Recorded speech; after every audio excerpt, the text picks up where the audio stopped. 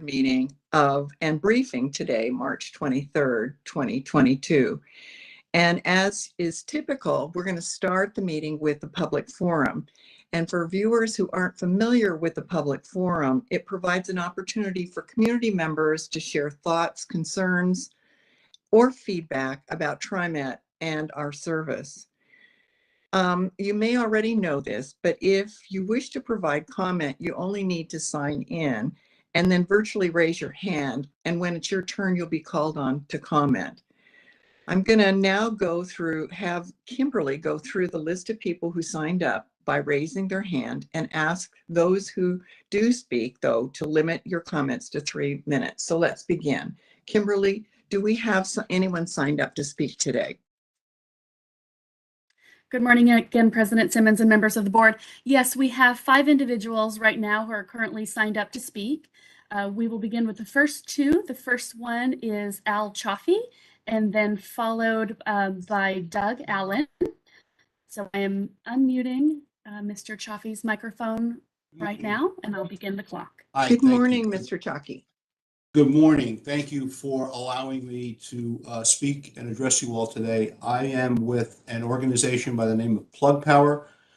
Some of you may have heard of us, many of you may not have. We are a very successful publicly traded company in the hydrogen and fuel cell industry. We pride ourselves on having created the first mass market for fuel cells and for hydrogen fuel to power those fuel cells. It's in the material handling space. We count customers like Amazon, Walmart, Home Depot, BMW, Stellantis, General Motors as part of our customers. And they see great value in converting away from battery electrics in their fork trucks and adopting hydrogen electrics. The productivity gains are outsized. And I'd be more than happy to have a discussion with anyone who cares to learn more about how this is a more productive use of a more productive way of implementing zero polluting and zero carbon emission electric vehicles. We have embarked on a plan to create green hydrogen. And when I mean green hydrogen, I mean CI score of 0, no carbon emissions. We are building hydrogen generation plants throughout the United States. We have a site that we selected that will serve the Pacific Northwest. We use 100% green renewable electrons, solar, wind, hydro, all other forms of renewable electricity. No fossil fuels are used anywhere in our process at all. We are creating a national network. So in addition to the facilities that we would be looking to putting in the Pacific Northwest, we are also creating a national network. And that national network has the capability of, during times of force majeure or crisis or service interruptions, of being able to deliver anywhere in the United States. And that is how we intend to put together a network that provides for surety of supply and stability of an affordable price for hydrogen. One of the knocks in the industry on green hydrogen is that it's expensive and it's not affordable. I would state with absolute conviction that we can deliver green hydrogen today at price parity with gray hydrogen. And that is an achievement that we're proud of because we believe that is the key to decarbonizing transportation applications such as transit buses. I cannot stress enough that being able to decarbonize transportation applications without the use of green hydrogen is going to prove very difficult and very disruptive to transit operations. So with that, I will conclude my remarks, and I would be more than happy to address anyone individually or collectively in understanding our green hydrogen products and how fuel cells will offer very good value. Thank you, Mr. Chalky. And what I would suggest is, why don't you send your contact information to boardtestimony@trimet.org. And if there is staff interested, they will follow up with you. I'm more than happy to do that. Thank you. Thank you. Kimberly, the next individual is? The next individual is Doug Carr, and followed by, or excuse me, the next individual is Doug Allen, and followed by Mr. Allen will be John Carr. Great, thank you. Mr. Allen, your microphone is now unmuted. Good morning, President Simmons and directors. My Good issue morning. today, can you hear me? Yes, good morning. Thank you. My issue today is tolling on I-205. Back in 2018, TriMet participated in the Oregon Department of Transportation's Value Pricing Policy Advisory Committee, which advised the Oregon Transportation Commission on implementing tolling on I-5 and 205, as directed by the Oregon legislature. The advisory committee was virtually unanimous in agreeing that tolling should not be implemented in any freeway corridor unless adequate alternative transit service is available. 4 years later, ODOT is requesting an amendment to Metro's regional transportation plan to allow planning for tolling to proceed on I-205 ahead of regional tolling, and there is still no plan for the needed transit service. The obvious solution here is to operate express buses from the end of the Max Green line at Clackamas Town Center, all the way west on I-205 and then north on I-5 and Highway 217 to the Beaverton Transit Center, with limited intermediate stops at bus transfer points. This service should be funded by ODOT. Service should be frequent enough to attract significant ridership and operate in a managed lane rather than on freeway shoulders. A managed lane, or diamond lane, is restricted during peak times by tolls and HOV requirements so that traffic operates reliably and fast, unlike bus on shoulder, which allows low-speed buses to bypass stop-and-go traffic. Managed lanes are the way to go if you want travel by transit to be anywhere near competitive with the private automobile. A bipartisan group of state legislators from Clackamas County asked that tolling not proceed ahead of a comprehensive plan for regional tolling, as did Clackamas County commissioners. So far, your representatives at TPAC and JPAC, Tom Markgraf and General Manager DeSue, have rubber-stamped the ODOT request, which lacks the necessary transit service. In contrast, the voting Metro councilors at JPAC and Portland Commissioner Hardesty voted against the ODOT request. As the policy-making board at TriMet, you, the directors, need to take two actions. First, ask the Metro Council not to approve the ODOT request for an RTP amendment unless the amendment is changed to include ODOT funding for express bus operation. Second, direct your staff to develop a comprehensive freeway express bus plan in cooperation with ODOT's Office of Urban Mobility, in coordination with their regional toll program. And I might add that a similar issue is going to come up with the Interstate Bridge Replacement Program, where they're going to push for buses on shoulder. And again, you need to ask for the better solution of buses in a managed lane. Thank you very much for your time. Thank you very much, Mr. Allen. John Carr, are you there? Morning, Dr. Simmons, Vice President Bowman, and directors. My name is John Carr. I'm the land use chair for the South Tabor Neighborhood Association. Our neighborhood sits between Division and Powell and between 52nd and 82nd Avenue in Portland. I also served as the chair of the Division Transit Project Community Advisory Committee. Oh, great. We're super excited about the Division Transit Project. It looks like it's on track to launch this fall. I know that it was a massive lift with lots of complexity and agencies involved and funding sources, but there's another TriMet project in the Powell Division corridor that unfortunately is languishing. This is a complement to the Division Transit Project. It was fully funded back in 2016, but has yet to break ground. And I'm talking about the Powell Division Safety Improvements Project. This is a series of enhanced pedestrian crossings at key spots along Southeast Powell and Southeast Division from Cesar Chavez to 151st. So while this project spans TriMet districts 4, 5, and 6, my neighbors in South Tabor and in Foster Powell to the south of us have been paying particularly close attention because 6 of these 13 crossings touch our boundaries. These safety improvements go hand in hand with the Division Transit Project. They're essential for today's riders of the Line 9 to get to either side of Powell safely, particularly in stretches where there are not signalized crossings currently. And it's going to be critical as well for future riders of the Division FX who live and work south of Powell. Our concern is that these projects have stalled out. I'm not sure what to recommend or to ask you to do. Our neighborhood association has already broached the idea of splitting this project up so that the simpler pieces can at least get started. But I'm hoping that you can work with TriMet leadership and staff and find a solution that lets construction on these crossings begin, at least before the division line launches this fall. So we're excited to see all the changes that are coming and hope that these safe crossings can be in place soon. Thank you so much for your time. Thank you, Mr. Carr. And the board will ask the general manager to give us an update on what the timeline is for getting these crossing improvements, safety crossing improvements launched. But thank you. Thank you. Kimberly, the next person. The next speaker is John Chimenti and will be followed by Lee Helfand. And your microphone is now unmuted. I represent Airprox and Chemicals, a major industrial gas company that supplies hydrogen as well as the equipment to dispense into fuel cell electric buses.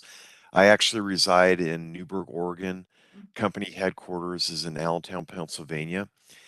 Now, specific to hydrogen for mobility applications, just the quick background is that Airprox is supplying about 85% of the hydrogen into the California light-duty vehicle market.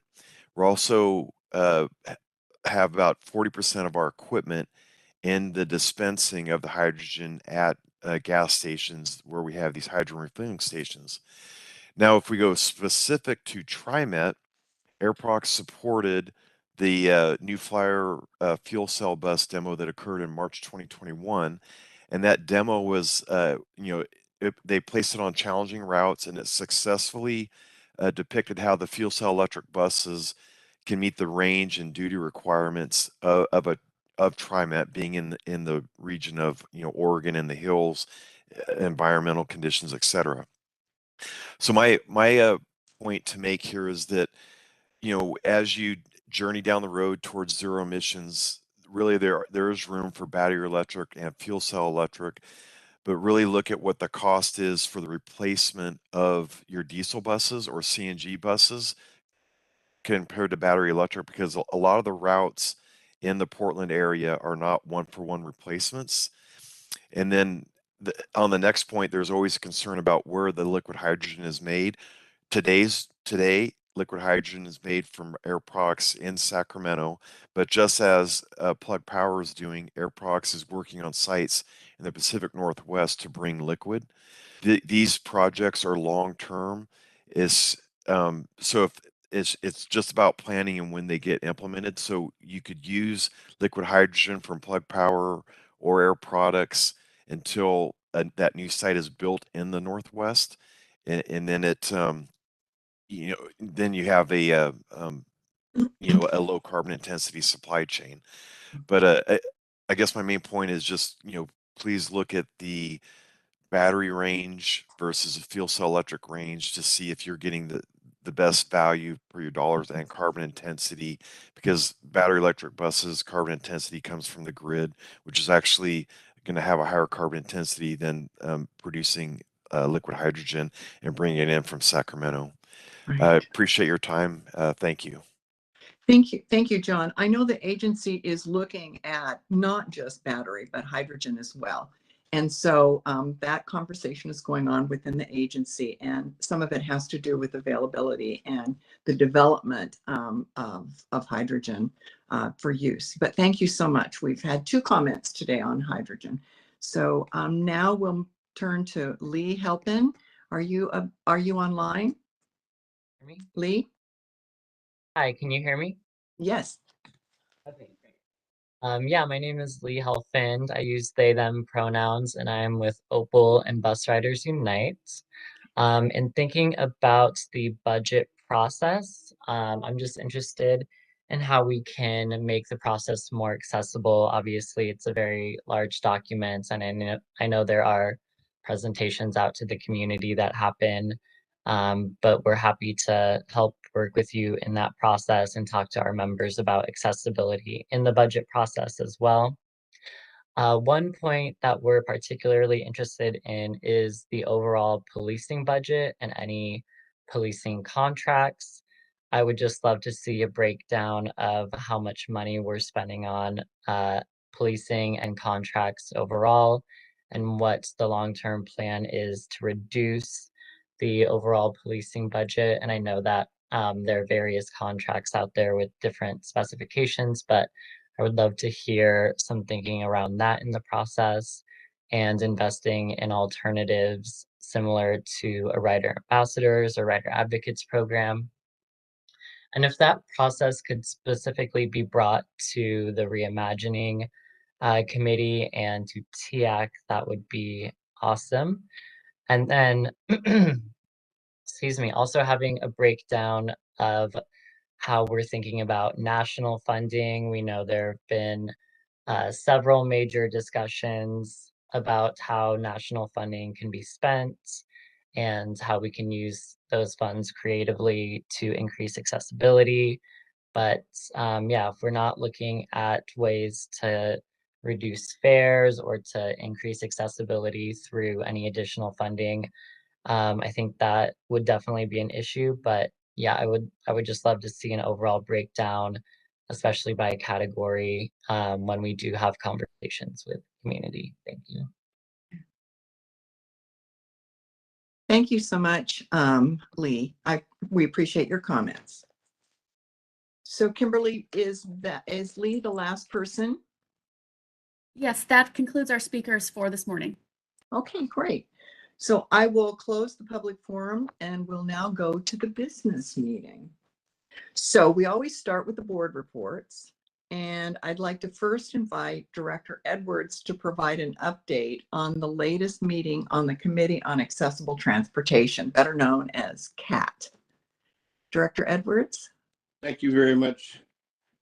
I would like to start out talking about a field trip that we had actually made. We went over to Center Street on March 9th, and we're looking at the new operator safety panels. Excuse me. And I think that field trip was very, CAT committee members were there, and it was a very, I think, valuable opportunity that was taken to actually view and be, to see the actual physicality of what was being proposed. And we talked about that in our CAT meeting as well, about having more field trips going forward, so they can see things before they've been designed and implemented, so we can get on the front end of that. And I think that was very valuable and very important. Speaking of safety concerns, there was also a concern about garbage and rubbish, and to be specific, houseless folks that are causing challenges not only to the efficiency of TriMet, but also to the accessibility of ridership when it comes to those CAT members that need that accessibility, because it's very challenging trying to get around the rubbish or through the rubbish, or getting on or off of TriMet.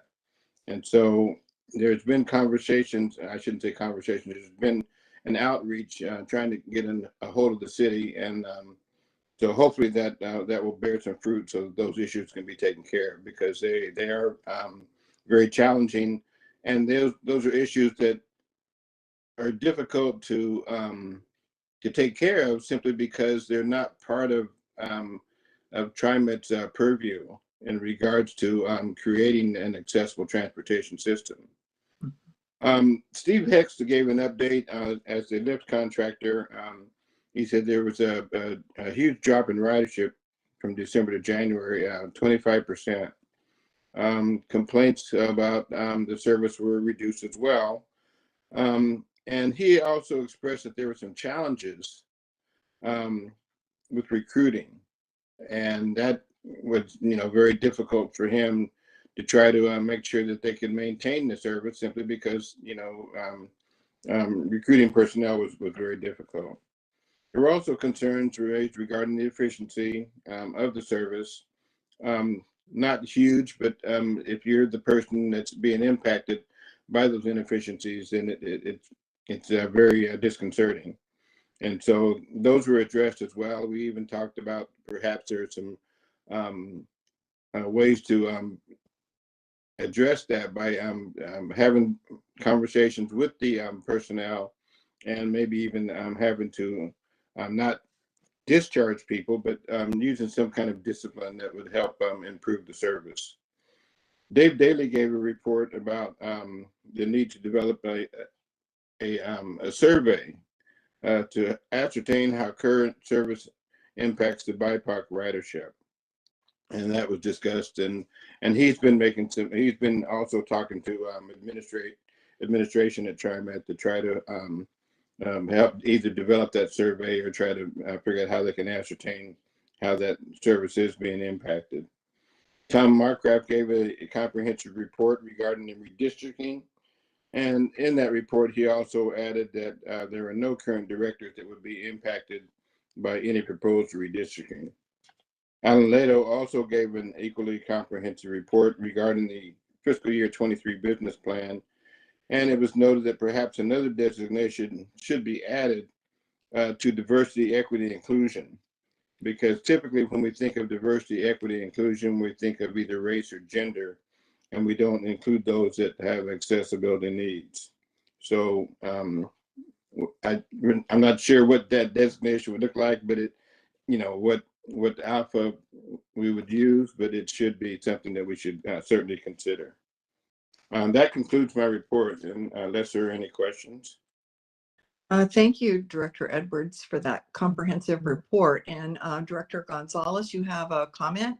Thank you. It was not a question at all, but yes, a comment. Thank you, President Simmons. Thank you for the report, Director Edwards. I simply wanted to chime in with an idea that I've heard out there that I am a big fan of, to include access in the conversation. And the idea I've heard is IDEA, IDEA, and it's inclusion, diversity, equity, and access. And it's about making sure that access is embedded in the inclusive conversation. Thank you very much for that. That sounds great, and I like the acronym. Any other comments or questions for Director Edwards? Seeing none, we'll go on next to Vice President Lori Irish Bauman for an update on the Finance and Audit Committee. Director Bauman. Good morning, everyone. The Finance and Audit Committee met this morning, and there were 2 items on the agenda that I'll cover briefly for you. The first item was what's being called a short-term fare initiative that TriMet is studying. John Gardner and JC Van Atta described this to us. It's an effort to deploy some of the HB 2017 funds that are associated with the low-income fare. There's an opportunity to use some additional funds to try to increase access to the system. So this plan has 3 elements. There are 3 pilot programs. One is to create a high school summer pass program for low-income high school students, and that would be 25 to 30,000 passes, if I have the numbers correct. The second element would be expanding grants for transit passes to community organizations that serve low-income veterans and people with disabilities and other low-income groups. And finally, the third element of the proposal would be to load 1 month of fare on the hop cards of those who have already have the low-income fare. These 3 potential programs, as I indicated, are being studied and are going to be taken to TIAC, I believe, for some conversation, but this was just an initial presentation to the Finance and Audit Committee to introduce us to some of these concepts to encourage use of the system by low-income individuals. And the second element of our meeting today was to discuss the fiscal year 2023 budget resolution, and Nancy Young Oliver gave a presentation. We're going to be discussing the budget later in this meeting, so I won't go into too much detail, but I will say that we do want to highlight that TriMet won an award last year for the budget format, and there's a continuous effort to kind of improve the presentation to make it easily understandable, and including some very helpful narrative sections. And in particular, we look more closely at page 32 of the proposed budget, and that is a resource summary that shows how that really summarizes in just one page kind of some historical data and the proposed data for this upcoming year on resources and how they're being used, and the impact in particular on the fund balance. I will stop there, and that's the report. Thank you. Thank you, Director Irish Bauman. And are there any questions or comments from members of the board? And I'm looking for hands to be raised. I can now tell that when you have a question. All right. Well, seeing none. I'm sorry, President Simmons. I had my physical hand up.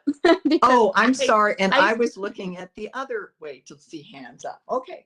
You're absolutely right. I still haven't mastered the digital hand raising, so I apologize. Don't worry. I haven't either. I just have one quick question for Director Bauman on the pilot projects around fairs, and just I know you're you were just briefed on this, so no worries at all if it's still developing. But do you know if there's an opportunity for community members to provide input to those pilot programs? I know that you mentioned TIAC might be involved with this, which is great.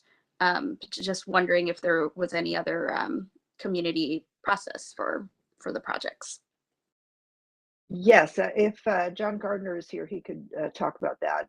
He did set out for us a multi-step process to get public input, and I would ask him to weigh in if he's available.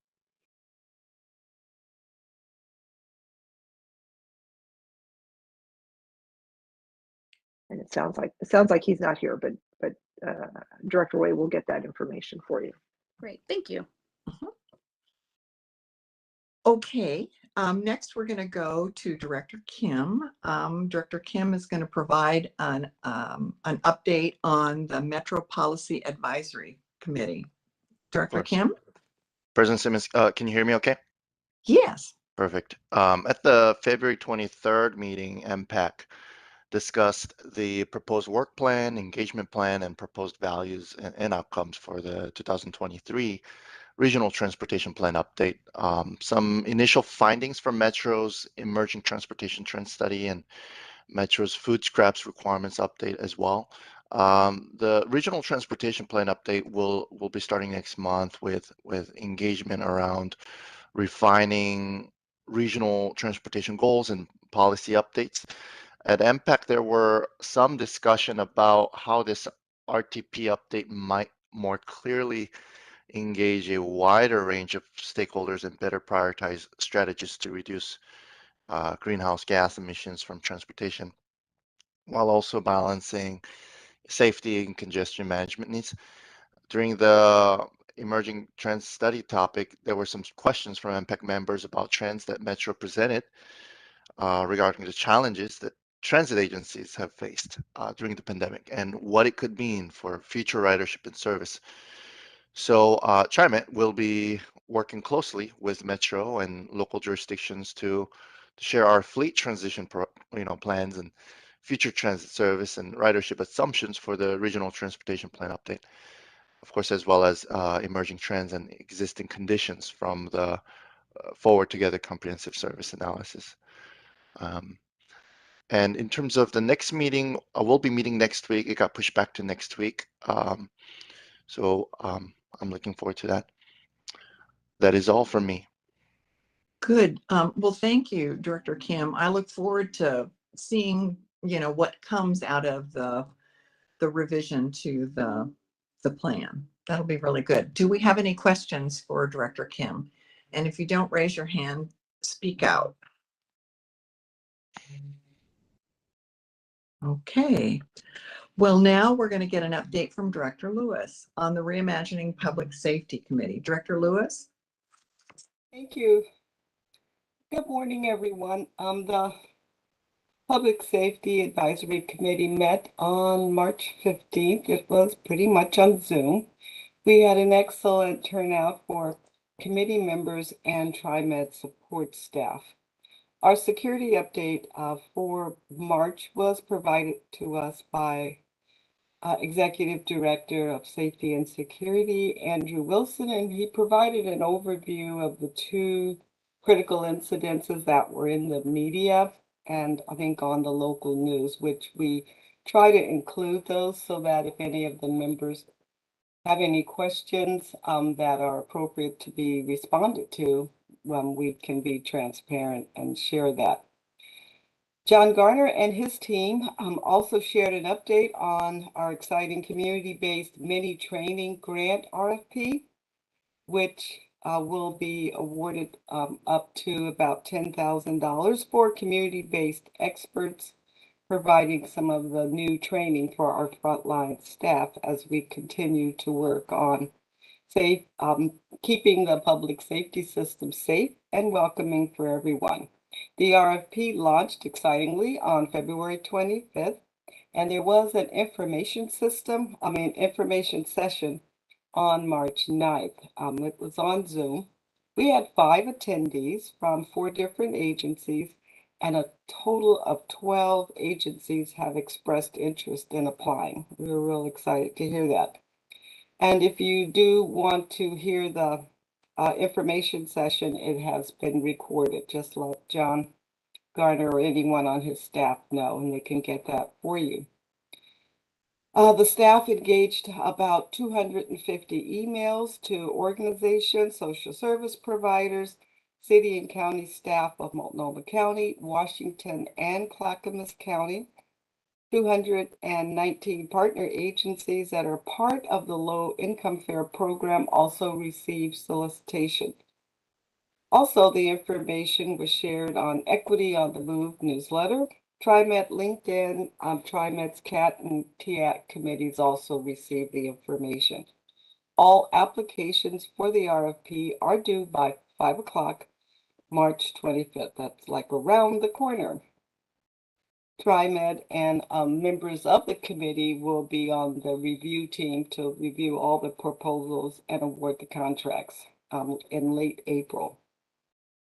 Another exciting piece in our meeting for the month was the safety response team. We had an excellent overview from Tom Hunt, who is the manager of the safety response team. We looked at their training, data that is collected by this team, networking efforts, and we had a great chance to see the new video. Some of you may have seen that on social media about the team and their sharing of stories, and the video can be seen on YouTube. At our next meeting, we will revisit all of our reimagining initiatives back from our charter, and we'll be joined by Multnomah County Sheriff's Office to actually look at an overview of the transit police. If you're interested, please attend. There were no public comments, and I forgot to mention that we did have public comments at our meeting before last from the public, which we were real excited. And we do follow up on those members from the community that do attend. Next meeting is scheduled in April 19th from 3:30 to 5 on Zoom. And that concludes my report. Any questions? Thank you, Director Lewis. Let's see. I'm looking to see. I don't see any questions. So we'll now move on to the final report for this morning, which is provided by Director Way, and it's on the Transit Equity Advisory Committee, better known as TEAC. Director Way? Hey, thank you. Good morning, board members. So several things happened at the last TEAC meeting. First of all, we opened up the meeting just acknowledging Women's History Month. As many of folks know, there are several buses that feature many types of murals highlighting different communities, BIPOC communities, also women included in that. And so this is also acknowledging, celebrating 25 years of public art, which I believe TriMet has been taken a part of. We also, as Dr. Lewis mentioned, talked a little bit about the Reimagined Safety Community Training RFP. TriMet is requesting the training proposals through March 31st, 2022, and TEAC members were briefed on the training and the training RFP and how to apply. We also received information on Access Transit Fare Relief Grants. This application period is now open from spring of 2022 to early summer of 2022. And this is a fare relief program that we provide for up to grants of $25,000 to qualified community-based organizations, nonprofits. And over the last year, we have awarded over 115 grants, which have totaled $1.8 million. We have also done a series of various surveys for the community. There was a survey that launched at the end of February, and it was asking riders to provide feedback on our service, safety, security, civil rights, and more topics. And so far, we've received over 5,000 responses. There is a phase 2 of this outreach work that will be happening, and that will also include more of a targeted targeted conversation for partnered community-based organizations and additional gatherings. As many of you know, Oregon also announced that March 11th would be the last day for masks to be required in schools and indoor places. However, according to the TSA, the mask mandate for public transit is in place through March 18th. And since then, we have passed that deadline, and riders can still wear masks if that is what their choices and preferences on transit. There were some conversations, I think particularly from folks at ERCO in TEAC, who said that these changes might be tough, right, for some of their community members, as well as folks who English might not be a first language. So we are in continued conversations and discussions with many of our community partners who've expressed interest in making sure that we get the word out about the mask mandates and the deadlines. And also, again, really also saying that if folks want to choose to wear a mask on our public transit, they can definitely feel free to do that. We also talked a little bit about the Better Red construction. We are in first of the 4 planned disruptions that are necessary for this project to happen. So from April 2nd through April 9th, there will be no red line service. However, shuttle buses will be used to move people between Gateway Transit Center and the Portland International Airport. And I believe there are alerts that we are already doing on the communication side to let our riders know about that disruption that has been previously planned.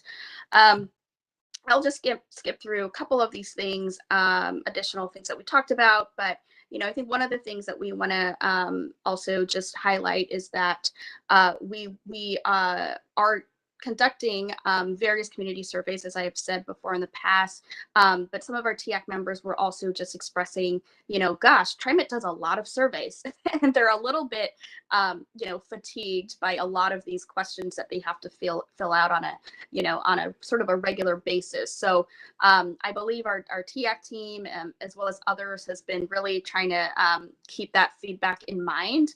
And I'm really excited about this phase 2 review process that's happening after, you know, the what happens after, right? Folks take a survey. So there will be, as I mentioned before, just deeper engagement with a more hands-on focus on particular focus topics that community members you know, can organize around. So one of those focus topics could very well be fairs. I know that there's sort of a strong theme right now that we've heard today and from the Budget and Finance Committee around different pilot projects that are happening around fairs. So I do believe that will be one particular focus group where we can get more members to participate in, as well as additional town halls and gatherings. I just want to also note that these surveys that we have put out have been translated in 6 languages. So, you know, we are really working hard to make sure that these surveys reflect the languages and the communities that are spoken by our TriMet writers. And stay tuned. We will be following up again with work planning, work groups, again, these focus groups focusing on different topics, and also just strengthening our partnerships with community and community-based organizations. And I do believe that we are going to be also having a sort of a TIAC member retreat to do a little bit more envisioning and planning around the work that we want to do, and that is scheduled for early summer. So that is quite a lot, and I will take any questions or comments. Thank you, Director Wade. By the way, Director Wade, are you aware that your video is off? Oh, There you are. Hi, I did not know that. I had to go to a different screen to read my notes, so maybe that's why it disappeared. Yeah, okay. I apologize for that. No, that's okay. Just as long as you're back on and we can see you. Thank you so much. Does anyone have any comments or questions for Director Wade? Seeing none, then I'm going to move on to the General Manager's monthly report. General Manager DeSue. Thanks, President Simmons. Good morning, President Simmons, members of the board, staff, and the public. Thank you for being here with us this day. This morning, I will be sharing timely information with you on a couple of updates, updating you on our COVID-19 precautions, briefly reviewing our February ridership with you, sharing with you our fourth quarter 2020 performance report, providing an update on the closed Kings Hills MAX station. I will preview an upcoming service disruption as part of the Better Red project. We'll provide you a brief update on our redistricting process. And finally, since this is our first board meeting since Transit Employee Appreciation Day, we'll take a moment to say thanks. First thing this morning, I have an update on COVID-19. I'll start with a word of thanks to our riders and our employees who are continuing to respect the mask requirement on board our buses and our trains. Even with the Oregon's indoor mask mandate largely lifted, TriMet must follow the rules of the Transportation Safety or Security Administration, which is known as a TSA. They have extended the mask requirement for transit through at least April 19th, and that's for planes, buses, and trains. The mask mandate has been extended to April 18th. TriMet continues to have masks available on board for anyone who might need one. And again, we thank all of those who continue to wear a mask, even if they're vaccinated, to help protect the people who are most vulnerable to COVID-19. Next, I'm really excited to take this time to thankfully and finally say that TriMet will keep our return to the office date of Monday, April 4th. We will have employees begin to return to the office at Harrison Square and throughout our TriMet facilities.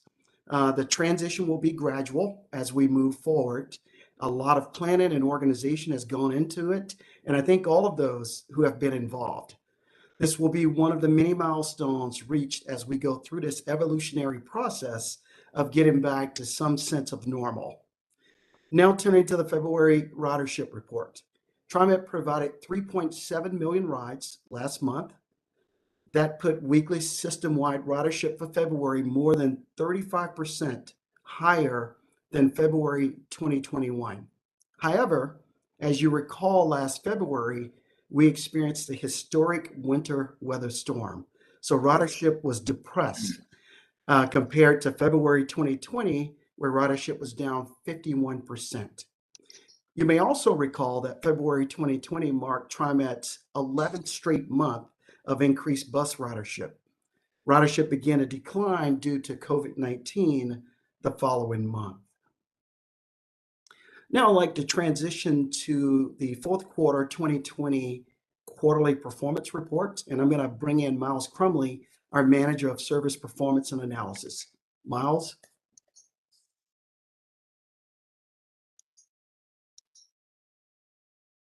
Morning, TriMet Board, General Manager DeSue. My name is Miles Crumley. I'm the Manager of Service Performance and Analysis, here to present to you the 2021 fourth quarter. This is covering October, November, and December performance report. Throughout October, November, and December 2021, we experienced the Omicron spike in COVID-19. During that, there were about 30 or so employees who actually tested positive for COVID-19 at TriMet. We've also been experiencing the Great Resignation, which has impacted lots of other industries across the region. In total, we've seen about 45 operators leave or transition to other positions within the agency during that time period. Next slide, please.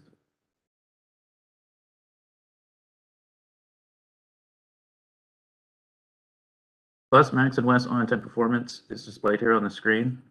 For 2021 quarter four, Bus on-time performance was at 89.9%, Max was 88.4%, and West was 98.8%.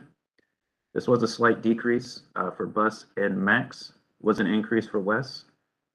West has been actually having very good on-time performance this year. In January, I believe they actually had all but one trip hit on time, which is the second time in their history that they've actually hit this milestone. What we're observing is that as more people are returning to the office, there's increased traffic on the roadways, which is impacting our ability to provide on-time service. Next slide. Fixed route bus operator complaints per 100,000 boardings is displayed here on the screen. For calendar year 2021 quarter four, we saw about 10.3 complaints per 100,000 boardings. This is down about 2.7 per 100,000 boardings from the same time period last year. We continue to see public relations complaints as our largest category, followed by service delivery and safety-related complaints. An example of public relations complaints are customer interactions with our actual operators or policy disputes. For service delivery, we see the majority of these, about 85%, are pass-ups at stops where the bus just did not serve. And last, for safety-related, it's typically the driving behavior of the actual operator or some type of rough ride on the vehicle. Next slide, please. Max operator complaints per 100,000 boardings is displayed here on the screen. We saw about 1.8 complaints per 100,000 boardings for calendar year quarter four. This is down about 0.3 complaints per 100,000 boardings. As I always say, because max ridership is much higher, however, the number of complaints that we receive is much lower. One complaint will actually show a much larger change in the rate. Overall, public relations complaints make up the bulk of these complaints. These again include customer interactions and policy disputes about the max service. For service delivery, again, we're seeing majority, actually 100% of them were all pass-up related. And for driving behavior, under safety-related driving behavior and pedestrian safety complaints. Next slide, please. Rail rule violations for 100,000 miles is displayed here on the screen. For calendar year 2021 quarter four, we saw 75 per 100,000 miles. This is an increase of 27.7 per million miles compared to the same period last year. What we're observing is that there's better auditing of cell phone compliance out on the system. We also have ATS trips, and ATS is the automatic train stop system. It's essentially our signaling system that stops the trains when either through speed magnets, for long and short of it, it basically keeps the trains evenly spaced apart. So it is a safety system we run on our system. Train orders and doors off platforms are actually trending downwards, and we're continuing to improve how we actually capture the data for rule violations for process improvement. Next slide, please. Lift calls between road calls is displayed here on the screen. For calendar year 2021 Q4, we saw 47,000 roughly miles between failures. This is actually a decrease of about 9,000 miles from this period last year. Again, Lyft continues to rely on their oldest vehicles due to COVID-19 restrictions. These vehicles are larger than the newer vehicles purchased in the last few years. These vehicles are scheduled to replace at the end of FY23, which we should see a change in this trend. Next slide, please. Fixed route bus service, mean distance between failure is down, is displayed here on the screen. For calendar year 2021, Q4, we saw 10,000 miles between failures. This is a decrease of about 1,500 miles between the previous period. What we're seeing is that there is an increase. The decrease is explained by an increase in engine system failures. This is an area that we're investigating to identify what the actual failures are occurring for mitigation in the future. Just for awareness, the industry standard for mean distance between failure on fixed route bus is about 10,005. And so we're still within the range of acceptable performance for our vehicles. Next slide, please. Max light rail mean distance between failure is shown here on the screen. For calendar year 2021, Q4, we saw about 12,000 miles between failures. This is actually an increase from where we were at the same period last year. We're beginning to see a decrease in auxiliary inverters and car body deflects. Again, rail equipment maintenance continues to investigate why these failures are occurring and make appropriate corrections to our fleets. Next slide, please. Fixed route bus collisions per 100,000 miles is displayed here on the screen. For calendar year 2021 Q4, we saw 4.6 per 100,000 miles. This is an increase of about 0.67 per 100,000 miles for the previous period. Again, mirror strikes continue to be the largest number of collisions that we have on our fixed route vehicles. As traffic continues to increase out on the roadways, that trend will continue to go up. Next slide, please. Max collisions per 100,000 miles is displayed here on the screen. For calendar year 2021, Q4, it was about 1.4 per 100,000 miles. This is a slight increase from where the same reporting period last year. Again, because of the amount of miles that are ran on the MAX system, any one collision will cause a large jump in this rate. From a statistical perspective, we would call this flat. There's really no change. Next slide, please. That concludes my report. Are there any questions?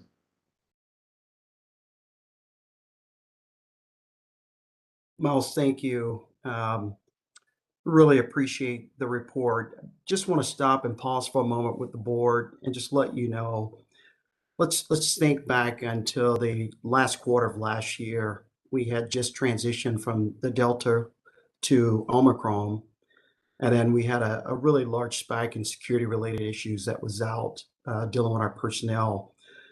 I want to just let you know that we have world-class employees that work here at TriMet that actually come to work, and I really want to thank them. That was one of the reasons on TTAD, as we went out and talked to our employees on the Employee Appreciation Day, is just to let them know how much we appreciate them for coming to work and making sure that they move the mission forward. So wanted to say to you, Miles, thank you. President Simmons wanted to know if there were any questions. If not, I'll move to the next item. I think you're muted. Director Edwards, you have a question. Thank you. Yes, thank you. And thank you for that report, Miles. It was a very good report. The question I had, you said we lost 45 operators. What percentage of that is that of the total operators that we had? And what are we looking like as far as recruiting and retaining operators going forward? Miles, let me jump in on this one here. So Director Edwards, we are currently down 65 operators right now. We have put together an executive steering committee, which Rochelle Glacier, our executive director of transportation, is leading it, along with executive director Kim Sewell and her team. We put out a myriad of incentives to incentivize people to come work for TriMet. Currently, we have an incentive that's out right now of $2,500 that we're trying to bring people here to work for us. We've increased the pay also to $21.86 an hour to start with us. And we're working with the union right now to look at hiring people directly from off the street directly into full-time positions. So there's a big push right now that we're trying to move forward. Our next class that we have that's coming up, our numbers in our class used to be at 2 and 3 employees that we were recruiting per class here at the last part of last year. We're now increased up. 14 was the last class. We're at 11 in this class here. And we're going to continue on the fight. This is a nationwide issue that all of us across the country are dealing with right now in every industry that's out there. But our goal is to keep focus at this here and making sure that we keep the mission moving for the Portland metro region. Thank you very much. I don't see any more questions on this topic. General Manager Dessou. All right, Miles, thank you for being here with us today. Next this morning, we're going to talk about the Kings Hill Southwest Salmon Max Station. And I think COVID has created what feels like a time warp to all of us. But believe it or not, March 1st marked 2 years since the station was closed. As stated in the board memo that we sent out to you earlier this month, staff is recommending that station remain closed. Ridership trends indicate riders who previously used Kings Hill have successfully navigated to Providence Park Max Station, and taken in concert with the closure of the Mall Max Station. Also in March of 2020, the project time saving of 2 minutes through downtown Portland has really been realized. And I take Blue Line coming in from the west side into downtown, and I can see, and I've talked to customers out there about that. They're really excited that we've picked up speed, because if you go from Kings Hill to the Mall Station, it's not even a full block in between those two stations there. It should also be noted that TriMet received just 5 complaints from people expressing frustration with the closure, but none stating undue hardship because of it. All 5 complaints were received within the first 15 days of the station being closed, which was 2 years ago, and nothing more in the last 2 years since that we've received. My next item this morning to you on the agenda is a big service alert. You may have seen it on the news. This is our first disruption required for the Better Red Max Line Extension and Reliability Improvements project, and it's coming up quickly. We will begin a 8-day disruption of Max Red Line on Saturday, April 2nd. Northern Max lines will be impacted, and we will have shuttle buses servicing our Red Line stations between Gateway Transit Center and PDX. We understand this will be inconvenient, but it sets the stage for an important series of improvements. And we thank our riders for their patience as we work to make the MAX system more reliable. The Better Red project is set for completion in 2024. I will definitely be back here with the team to give you guys an update. Now, just a quick update on board redistricting process. TriMet has scheduled 2 open houses. This will give the public an opportunity to comment on the 3 scenarios that redraw the district boundaries to balance the districts by population. We will have 1 Spanish and 1 English on April 5th and also April 6th, respectively. The open house will be held via Zoom, and we will have an American Sign Language interpreters will be on hand for both. And then finally, I like to mention the Transit Employee Appreciation Day, which TriMet observed last Friday. For me, it was both Thursday and Friday of last week. We celebrated our Transit Driver Appreciation Day in some form for the last decade. This year, we decided to expand the recognition to honor the hard work and sacrifice of our operators, our frontline staff, and all employees who have reported to work on site for the last 2 years. So we decided to expand it. Transit Employee Appreciation Day gave us an opportunity to collectively recognize everyone who keeps TriMet rolling, our riders and our fellow employees taken care of. And to all of Team TriMet, I say bravo to each one of you. So President Simmons, I want to go and just state a few things here. Doug Allen had mentioned earlier about the tolling project. And I want to just state that we are supportive of ODOT moving forward in its planning so that we can understand more in the NEPA process, including looking at what a transit program can actually look like. So without the analysis, we're not going to know what it looks like. So that's what we're supporting, is the analysis work to move forward. John Carr mentioned about the crossing improvement program. Want to let John know that Metro is leading that project with the crossing improvement program with strong PBOT help. So Portland is also helping with Metro. This is a PBOT Vision Zero project, and we're going to look into it.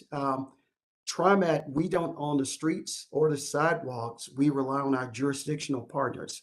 However, we will look into and see where that project is and report back to you. As far as Lee coming about the budget transparency, will it be something that we have no issue with. We know that the budget will be going in front of TI and all the other committees to give a round. So we look forward to working with Director Way and the TIAC group as we move forward with the budget. And also, finally, Director Way, John Gardner, I reached out to him while we were talking. He's going to reach out to you about the issues of the pilot program that was talked, and he will be reaching out to you today on that. With that, President Simmons, that concludes my report. You're muted still. You know, I keep muting myself and then I forget. Director Edwards, do you have a question, or your hand is still up? I apologize. I didn't take my hand down. There we go. But does anyone else want to raise your hand? Seeing none, then thank you so much, General Manager Dessou, and we will move forward now with the consent agenda. Items appearing on the consent agenda, as we all know, are considered routine and may be approved by the board in one blanket motion. This morning, the consent agenda includes 3 items. The first is approving the minutes of our last meeting on February 23rd, 2022, a resolution directing that the reading of all ordinance will be by title only, and a resolution 22-03-10 authorizing a contract modification with Reese Complete Security Systems for building access control, maintenance, repair, installation, and consultation, intrusion detection consultation, and alarm system monitoring, maintenance, repair, and installation. So before I ask for a motion, does anyone wish to have any of these items removed from the consent agenda? And you would just need to raise your hand and indicate which one.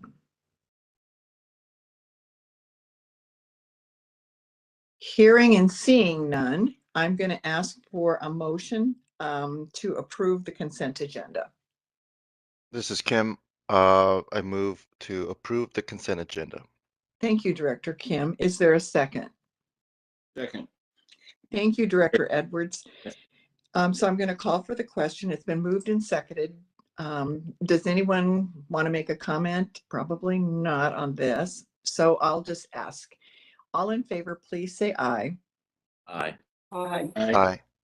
Any opposed? Motion carries. Okay, the first 2 resolutions today, I'm going to temporarily pause the TriMet Board of Directors meeting so that the board will serve in 2 of our other important capacities.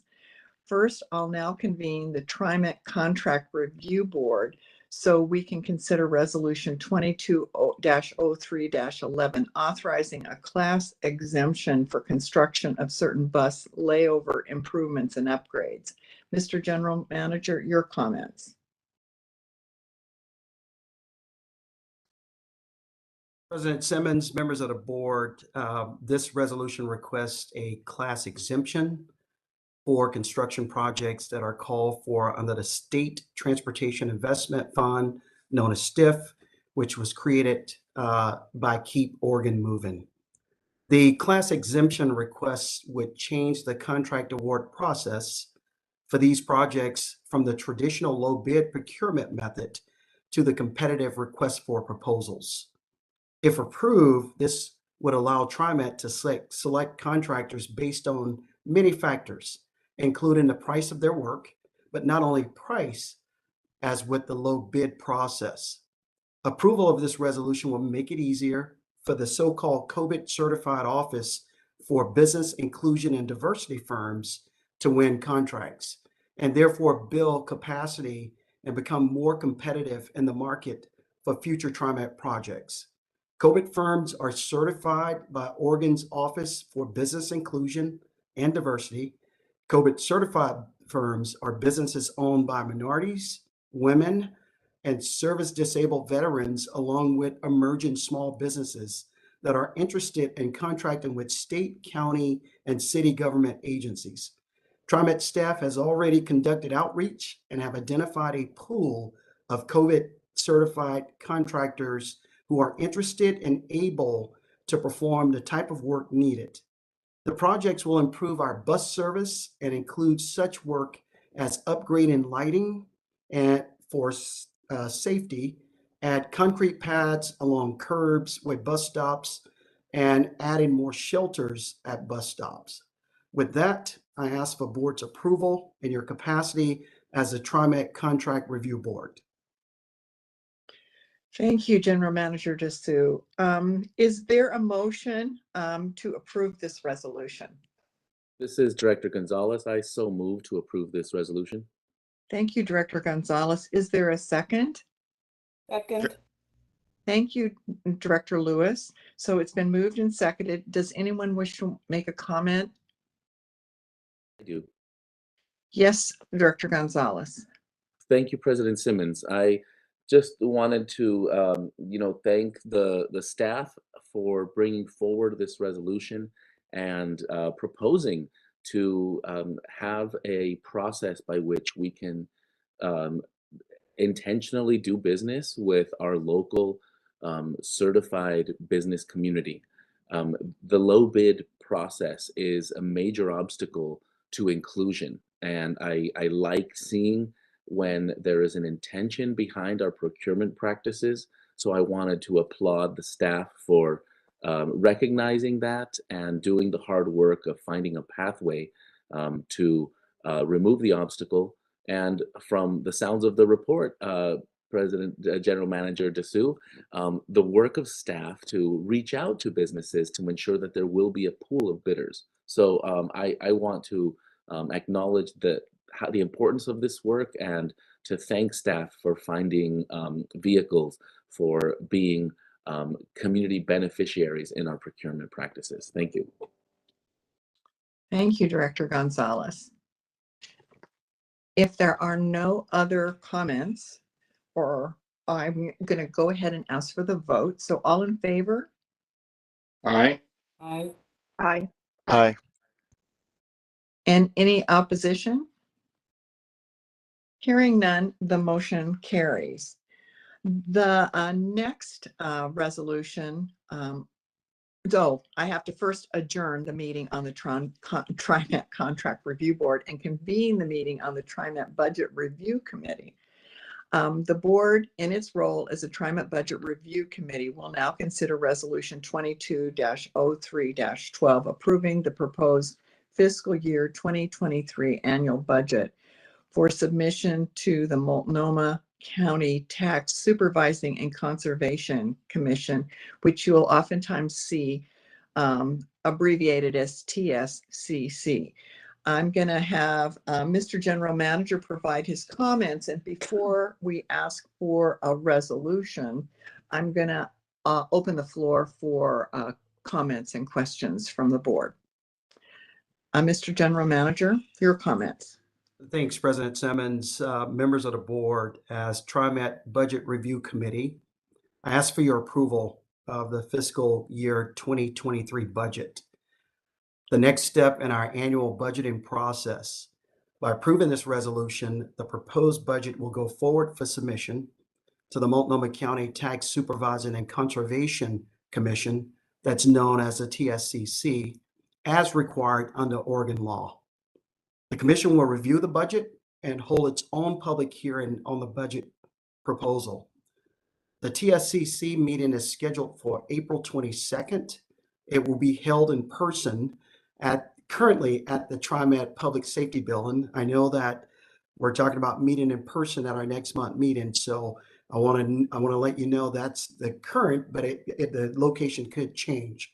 The TSCC will evaluate the approved budget against Oregon's budget law, ask questions of TriMet, and hear public comments. If any changes are requested by the TSCC staff, we'll make the changes before the final board approval. Following a 30-day review period, the FY 2023 budget will come before the board for final adoption, along with any public comments received and a summary list of changes made to the budget since it was first introduced in March. The board has had an opportunity to review the $1.8 billion budget proposal. It includes the following: $737 million in day-to-day operating requirements and just over $246 million in capital improvements. The remaining of the budget includes debt service, pass-through funds that TriMet provides to other government agencies, fund balances, and contingencies. For the 10th straight year, the budget does not include a base fare increase. Our proposed fiscal year 2023 budget supports the agency's business plan. It helps us restore ridership and workforce levels that were eroded by the COVID-19 pandemic. The proposed budget prioritizes capital projects that will bring faster, more reliable transit to the region, improves safety, further reduces our carbon footprint, and maintains a transit system that is accessible and welcoming to all. The proposed budget is balanced and in full compliance with Oregon law. I request your approval as recommended. Thank you, General Manager Dessou. I see one hand up. Director Way, you have a question, and others who might have questions or comments, please raise your hand. Director Way? Yes, thank you so much. I have a question. I know that this is something that we have to vote on as a board, again, to just approve the proposed budget to this commission. So I understand that that's just the process that we have to follow to get it to the next step. My question is about this kind of 30-day review period that after the TCC takes this, considers our budget. I'm guessing, and I'm sorry, I said TCC, but TSCC, lots of acronyms there. If there are changes to this proposed budget, will we as a board be getting communication on what those changes are before we see the final budget? I guess it's a little bit of a detailed question, but I'm just curious as to what happens if the budget does change within the 30 days, and if General Manager Dessou can explain that would be great. So what I'm going to do, Director Way, I'm going to bring in our Chief Financial Officer, Dee Brookshire, if you could come in and answer the question on process. Happy to do so. Okay. So we have the 30-day review process. However, after today, this budget will be available to the public on our website for them to begin looking at it. The changes that occur typically are things that at the time that we put this budget forward are unknown, that are usually routine in nature. I'm not sure I understand if you feel that there should be an opportunity for the public to review the changes before the adopted budget comes before you or not. We don't ordinarily do that because frankly, we don't know until, quite honestly, the budget is ready to prepare for the meeting. So I believe in a nutshell, that's what we're doing. Okay, great. Thank you. That was helpful. Okay. Are there any other questions?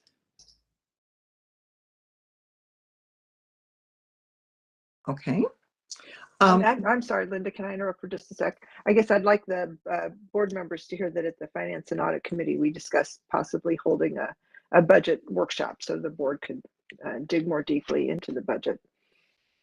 Thank you, Director Bauman. I know that was something I wanted to make sure got mentioned as well, because this is a very comprehensive, complex document, and not everyone, not the general public, is used to weighing through something as complex as this. And I know I've had a number of questions that, and I think some of you may have already asked questions of the general manager prior to the board meeting. And if you wish to express the question and the answer, that would be fine here as well. Does anyone want to do that?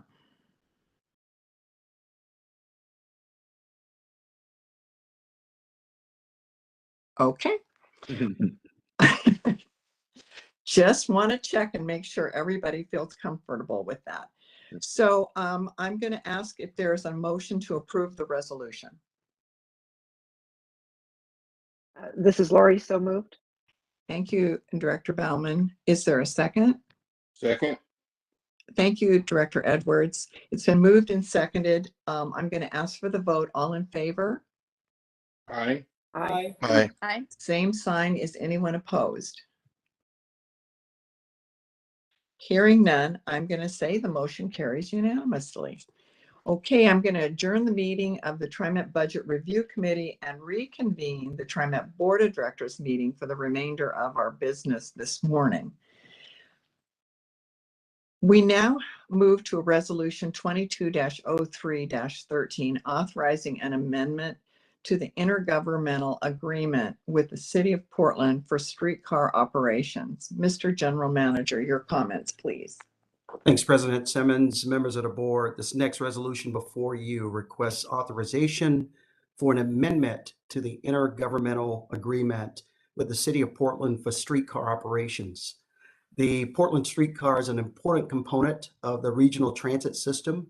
It provides essential service in the city's downtown and central areas while allowing people to transfer easily to and from our buses and MAX trains. TriMet and the city have worked together to operate the Portland streetcar since 2001. While the city owns the streetcar system, TriMet employees operate the trains and maintain the system under the streetcar operating agreement. Under that agreement, TriMet pays the city a designated amount relating to operations each fiscal year. For the 2023 fiscal year, this resolution authorizes a payment of $10.2 million for streetcar operations. The amount is included in the Transportation Division's FY 2023 budget, and your approval of the resolution is recommended. Thank you, Director or General Manager. Is there a motion to approve this resolution? So moved. This is Director Gonzalez. Thank you, Director Gonzalez. Is there a second? Second. Thank you. Is that Director Kim? Yes. Thank you, Director Kim. Does anyone wish to make a comment before we vote? Seeing none, I'm going to ask all in favor, please say aye. Aye. Aye. Aye. Aye. Any opposed? Motion carries. The next resolution is 22-03-14, authorizing a contract modification with Parametric Incorporated to support the Max Red Line Extension and Reliability Improvements Project. Mr. General Manager, your comments, please. Thanks, President Simmons, members of the board. I'm requesting a modification to our contract with Parametrics for Better Red, the Max Red Line Extension and Reliability Improvements Project. Parametric is providing professional design and construction support services for the project. The resolution before you would add professional services of 4 construction management personnel to the project. who would ensure certain elements are completed exactly as specified. These professional services would also ensure compliance with the FTA grant requirement and deadlines for the project's construction phase. With the completion of the project expected in 2024, this resolution would authorize a contract modification in an amount not to exceed $5.6 million, bringing the total contract amount to just under $21 million.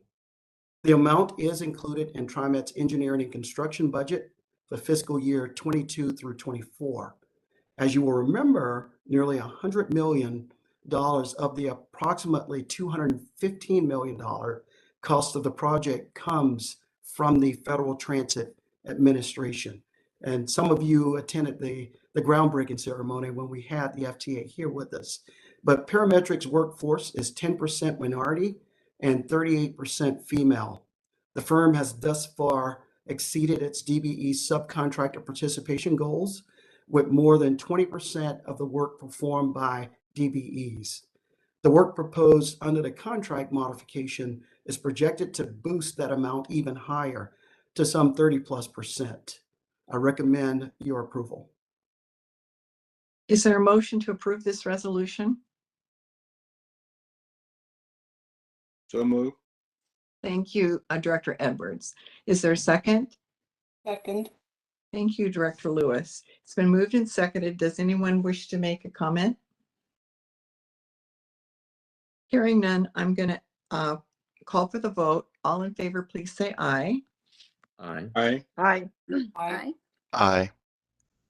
Anyone opposed? The motion carries. For the next resolution, 22-03-15, appointing members to the 2022 to 23 House Bill 2017 Transit Advisory Committee, I'm requesting a motion to postpone this resolution to a future meeting to allow board members more time to consider not only appointing new members but also proposed changes to the bylaws. I think I need to have a motion for this, don't I? So move. And that was Director Edwards. Edwards. Thank you. A second?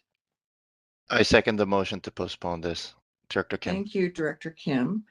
I'm going to ask all in favor to please say aye. Linda, can we Question? can we do comment? discussion? Yeah, discussion. Oh, sure. I'm sorry. Yes. What is the nature of can you describe the nature of the revisions to the bylaws that are going to be under consideration? There are a number of them. The condition in the bylaw change is that the board needs to have 30 days to look at them before taking action, and you've not had that. And so in terms of trying to honor the requirement, we initially weren't sure the board needed to approve the bylaws, but now that we do, we need to give you a chance. And so you're going to be given the full slate of bylaw changes as well as membership. And this question. Go ahead, Ozzy. So just a clarification. So in addition to reviewing the updates to bylaws, are we asking board members to also approve the selection of changed committee seats? That would be at a future board meeting. Yes, that is part of the requirement of the bylaws. It's the combination of the two together. Are we making both decisions together, or are we? Yes. Okay. Yes. If I could ask one more question, and that is, if this delay in appointing members, does this impact the operation of the committee if they don't have the members approved today? I don't know the answer to that. I've talked with Tom Mills, and we're fine with moving it to next month. All right, thank you. Mm-hmm.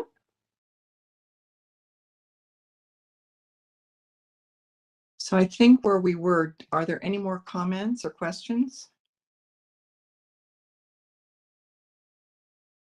So it's been moved and seconded to postpone to a future meeting. So all in favor, say aye. Aye. Aye. Aye. Aye. Any opposed? Hearing none, the motion carries. So we'll take this up again at a future time. Next resolution is 22-03-16, authorizing a contract with TransDev Services Incorporated for lift operations contract center services. Mr. General Manager, your comments, please. Thanks, President Simmons, members of the board. TriMet would like to contract with TransDev for our contact center services for our lift paratransit service. The lift contact center contractor is required to provide services in 5 specific areas. 1, the call center for ride reservations. 2, our scheduling. 3, the same day dispatch. 4, our customer service. And then 5, technology. In addition, TriMet expects this contractor to help improve customer satisfaction. TriMet issued a request for proposal for these services, and TransDev emerged as the only firm with a competitive range. TransDev is a national firm with a workforce of more than 16,000 employees. About 78% identify as minority and 28% as female. TransDev intends to self-perform the work for this contract. The total contract value is for $33.8 million over 6 years.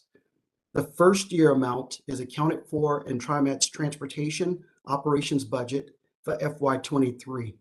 As you'll remember, we've already contracted with TransDev for lift transportation services. Your approval is recommended. Thank you, General Manager Dessou. Is there a motion to approve this resolution? So moved. Thank you, Director Bauman. Is there a second? Second. Is that Director Way? Yes. Thank you, Director Way. So it's been moved and seconded. Any comments? Yes, President Simmons, I have a question, and I think this is fundamental, but on our contracts such as these, we certainly have the option of if the contractor that we're have this contract with does not meet our goals and expectations, we can revisit this contract.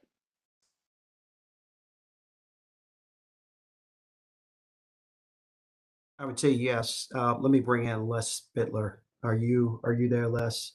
I'm sure in the contract we have a clause that we can separate on notification if they don't meet the expectations. Is that correct? Yeah, that's correct. We have a base term of 2 years and then 4 one-year options, and there's always a clause in the contract that allows us to terminate for convenience. Thank you. Okay. Any other questions or comments? So I'm going to call for the vote. All in favor, please say aye. Aye. Aye. Aye. Aye. Any opposed?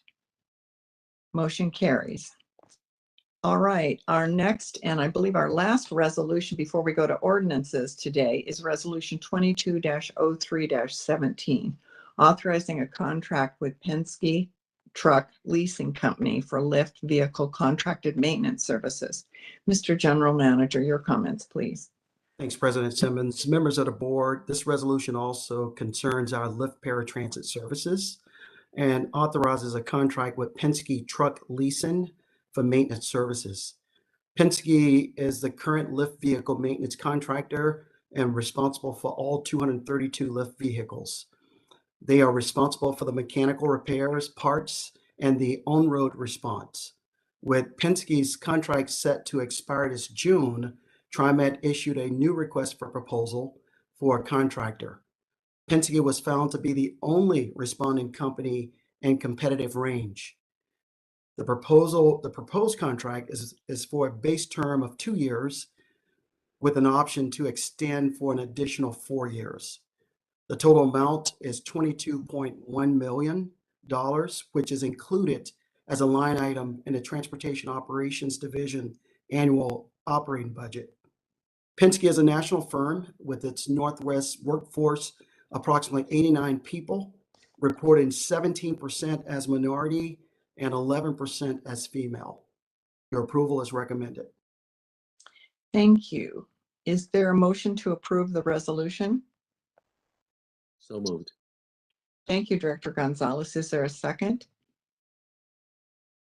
Second, Director Kim. Thank you, Director Kim. Any comments? Hearing none, I'll call for the vote. All in favor, please say aye. Aye. Aye. Aye. Any Aye. opposed? Motion carries. All right, that concludes our resolutions. And now we go on to, we have one ordinance to consider this morning, and we move now to the first reading of Ordinance 366. It's regarding service changes planned to take effect this fall when the Division Transit Project opens to riders. I'll ask General Counsel Shelley Devine to read the ordinance by title only. Thank you, Ms. Board President. Ordinance number 366 of the Tri-County Metropolitan Transportation District of Oregon adopting service changes and revising route designations. This is the first reading and public hearing. Thank you. Before we hold a public hearing, Mr. General Manager, do you have any additional comments, and would you like to call on anyone to address questions from the board? Thank you, President Simmons and board. Briefly, I will say that this service change proposal is an exciting one for me and for the organization. It relates to the completion of construction of the Division Transit Project and also launching our first FX, Frequent Express, High Capacity Bus Line. FX Division Line 2 is on track to begin this September. And with the launch comes some adjustments to service in a few areas of Southeast Portland. To go over the details, I'm going to call on Tom Mills, our Director of Mobility Planning and Policy, and Carl Green, welcome Carl, who is a former TriMet Title VI administrator and continues to help us in that capacity. Tom and Carl, welcome. Thank you, Sam, and thank you, Board President Simmons and the rest of the board for having us today to talk about the annual service plan as it's related to the launch of Division FX. I want to ask Kim real quick. I don't know if Carl has been promoted to panelist, and if he hasn't, if I could ask that he be done. As Sam had mentioned, Carl is joining us. Carl is a former TriMet employee. He now joins us and conducts the Title VI analysis for service changes in a consulting fashion, creatives consulting, and he'll be joining me today. If we can go to the next slide, please. Thank you. So as we considered the fiscal year 23 annual service plan, we did recognize that we are dealing with the impact of the COVID-19 pandemic, and which still puts us in a place where we have less riders, less customers today, and as a result, less revenue. Additionally, as was mentioned earlier, we are experiencing a significant operator shortage. And those two combine to really kind of limit what changes we were able to make for going into fiscal year 23. However, we do still have a commitment to start up FX Division. And so the changes that we proposed in this ordinance really are related to the startup of FX Division and nothing beyond that. Next slide, please. And just to refamiliarize ourselves with FX Division, as General Manager DeSue mentioned, it is our first bus rapid transit line. It will operate along Division Street. It launches on September 18th, 2022. And it will be an upgrade to the existing Line 2 service. It will run at its peak. It will run every 6 minutes during rush hour, and its base frequency will be 12 minutes. So during the middle of the day, it will run 12-minute service, certainly nothing worse than that.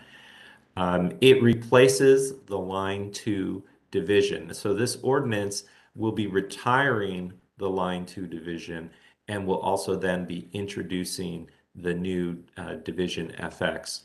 I do want to point out the routing is a little bit different than what the current line 2 is. On the east side, the line 2 ends at Gresham Transit Center. This route will extend to the Cleveland Max station. So that will be one more stop, but it's about a half-mile additional service on the east end. And then on the west end, we will be taking a different route to get to downtown. So today, line 2 operates on Division Street to Southeast 7th Avenue and then crosses the Hawthorne Bridge to enter downtown. The new FX division will cross the Tillicum Crossing. It will go through South Waterfront, where it will serve the OHSU buildings, and then up through PSU and along the Transit Mall. If we go to the next slide. So as a result of that route change, there would be a gap in service or a loss of service on Southeast 7th Avenue. Now that's an area that we don't really want to lose service on. We do get a good amount of rides along Southeast 7th Avenue. So in order to address that, we are recommending in this ordinance that we change the routing of line 10 Herald, as well as increase its weekday frequency so it is closer to what the existing line 2 service is. And then we add weekend service to the line 10. The line 10 doesn't today have weekend service. It did long ago, and we unfortunately had to reduce it, actually going all the way back to the recession of 2008, 2009, and it hadn't been restored. It's been on the long list of restorations, and that one we hadn't gotten to, but we're excited about the possibility of restoring that weekend service on line 10. But of course, this would mean removing service from the Ladd's Addition neighborhood, as you see there in the map. Much of those bus stops would still be within walking distance of line 10 and the division FX. Next slide, please. So as part of our annual service plan process, we did quite a bit of outreach and engagement with the community. As you see here, as always, we do a good amount of online outreach and advertisements.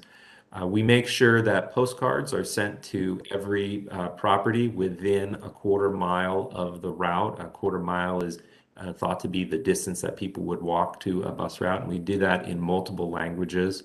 I believe also, actually, we had it also in Russian and Ukrainian, which are commonly spoken along the division line.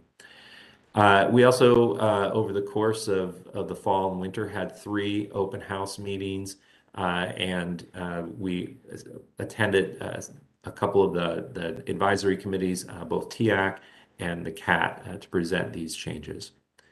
Next slide.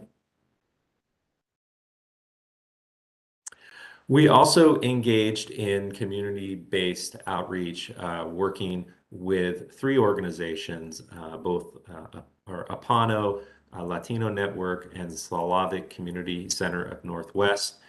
In doing so, we reached out through their networks. We also contracted with them to have focus groups with 10 or more community members in each focus group.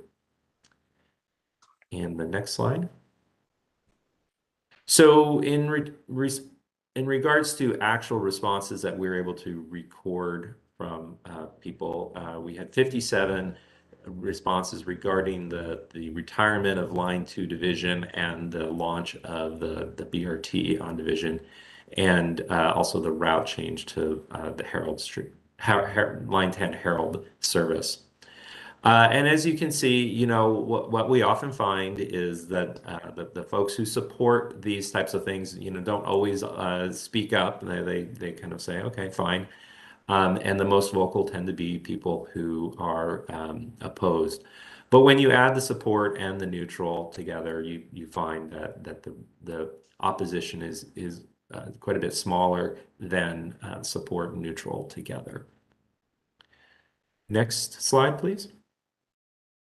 So with this, I'm going to hand this off to Carl Green from Creatives Consulting to talk a little bit about the Title VI analysis. Carl, are you on the call now? Yes, I am. Thank you so much, Tom. Thanks.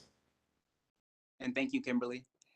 So good morning, TriMet Board of Directors, General Manager DeSue. I'm here to present on the Title VI Service Equity Analysis component of the FY23 Annual Service Plan. So with this slide here, it's basically the clause for Title VI of the Civil Rights Act of 1964, which provides the legal footing to ensure transit agencies are upholding the assurances under Title VI.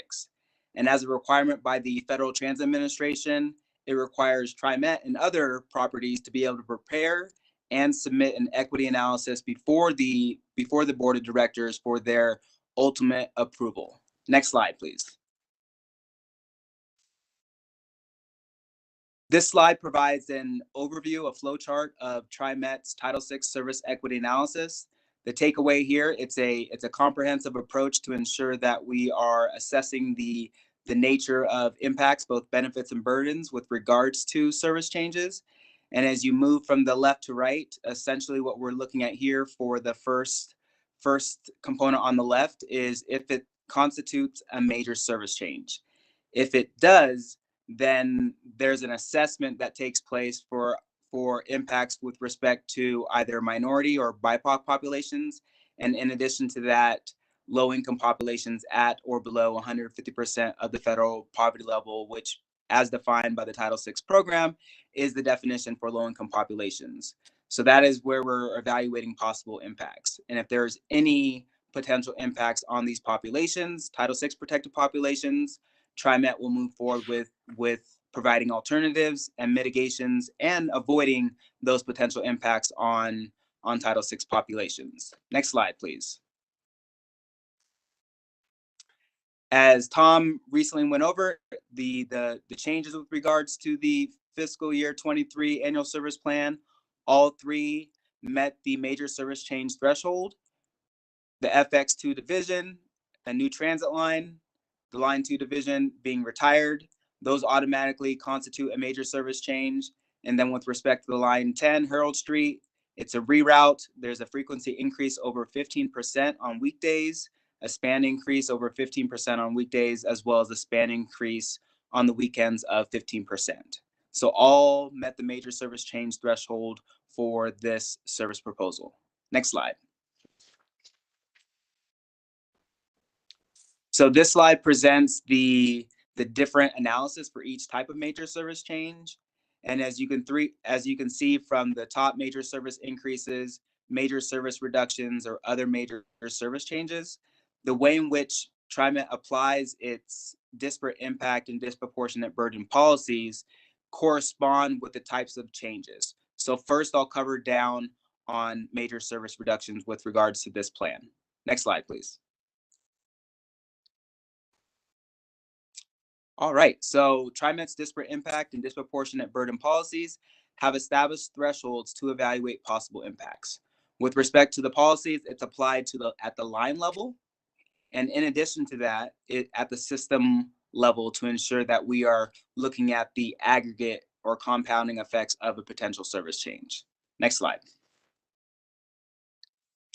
All right, so what this pictogram is showing you provides an illustration on the threshold or for the ability to be able to test the disparate impacts on a particular line, specifically a single line. And as you can see here, I'm on my phone here, so I'll try to scoot in a little bit further to explain what this pictogram is showing. So essentially what we're assessing around we create a quarter-mile buffer around each particular route to assess the minority and low-income populations around a particular route, and then we compare that with respect to our service district average for both minority and low-income populations. And at the bottom of the graph here, you'll see that minority population within the TriMet service district is 30%. So the service district average is 30%. Next slide. And then what we do here, as I previously mentioned, with regards to testing for disparate impact at the system-wide level.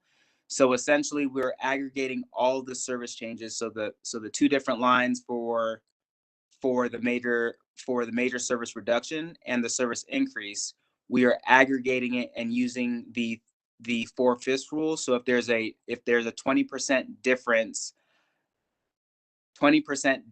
whether if it's an increase or decrease, if minority populations stand to benefit more, that's a good thing. But if it's receiving 20% less, that's when we want to course correct to ensure that we're mitigating or avoiding that potential impact. And that's with regards to service reduction or service increases. On the flip side, if we are making service reductions, we want to make sure that minority and low-income populations are not receiving more than 20% difference compared to non-minority and higher income populations. Next slide. So what I'm going to be going over here is the results of the system-wide level impacts. So what this table presents here, you can see here that a slightly greater percentage of the district's non-minority populations will be negatively impacted.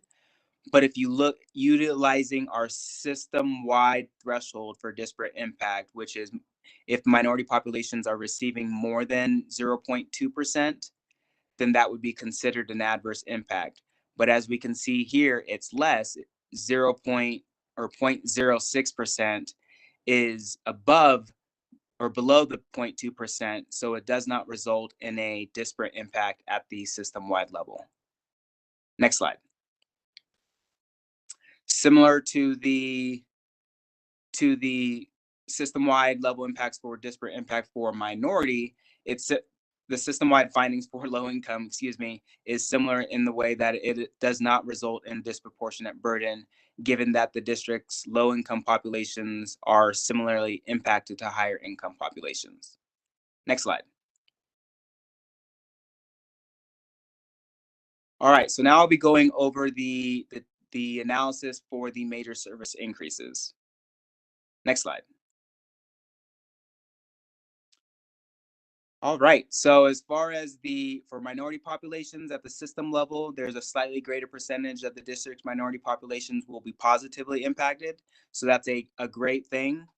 And with respect to Title VI and per that result, it does not result in a disparate impact finding. Next slide.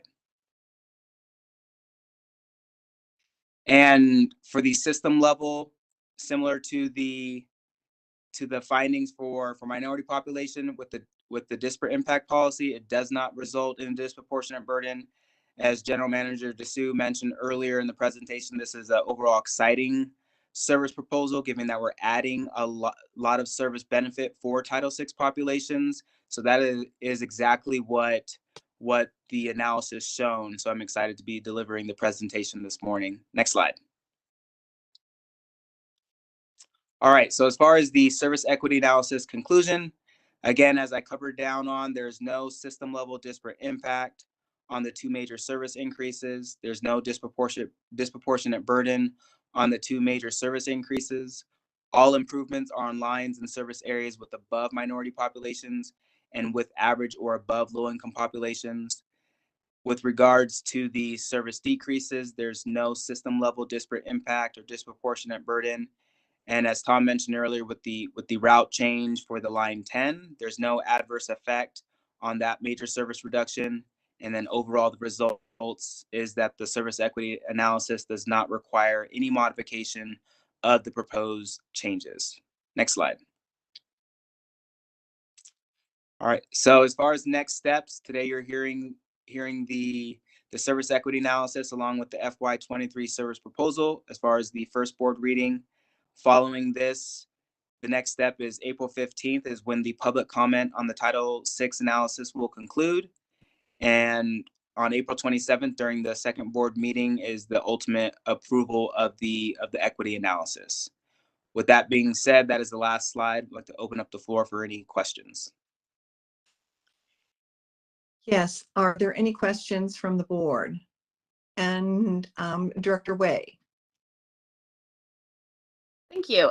Thank you so much for this comprehensive analysis, Carl. That's super important, and also just really glad to see that there was no negative impact to the minority populations that we're trying to serve here with the service changes. I guess my question was just back to that slide that Tom initially talked about. There were several community-based organizations where we were trying to conduct outreach when we were initially proposing the service changes. And my question was, you know, now that we have this analysis, right, and we have the board process of approving this at another date, how will these community-based organizations be, and I'm guessing there might be more to this, be you know, just further brought into this conversation about these changes and kind of that plan moving forward with the community outreach?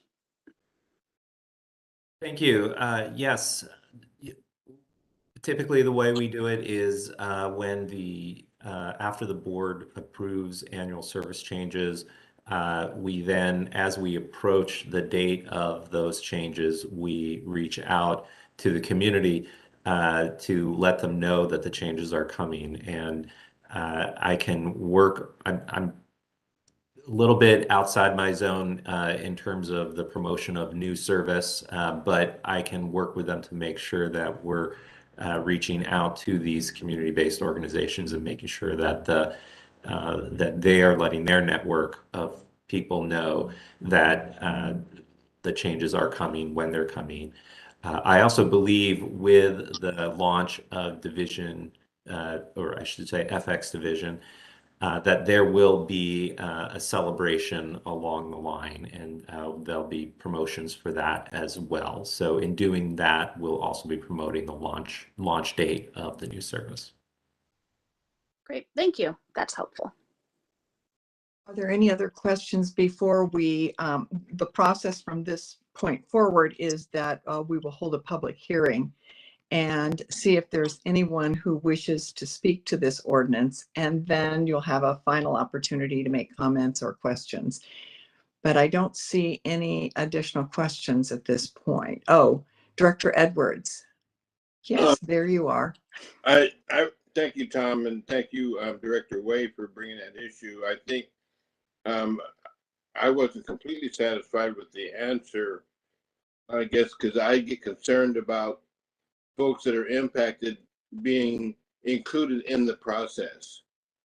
And I think that's what Director Way was really trying to address, is that these community-based organizations are going to be informed along the way, not after decisions have been made.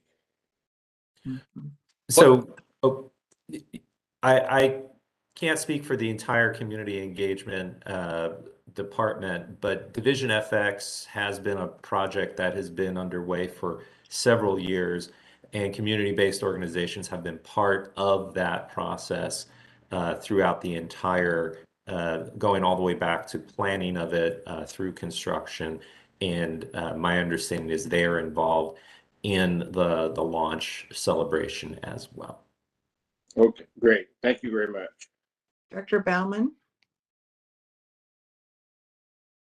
Thank you. Yes, I just wanted to pause and maybe celebrate right now. Say congratulations to TriMet on completing or getting ready to complete the Division Transit project. This is a big deal and a great thing for the community, great thing for the East Side. And I'm very glad that the analysis that Carl has conducted shows that it has a positive impact on a low income and minority community. So this has been a long time coming, and congratulations to everybody for all your hard work and successful result.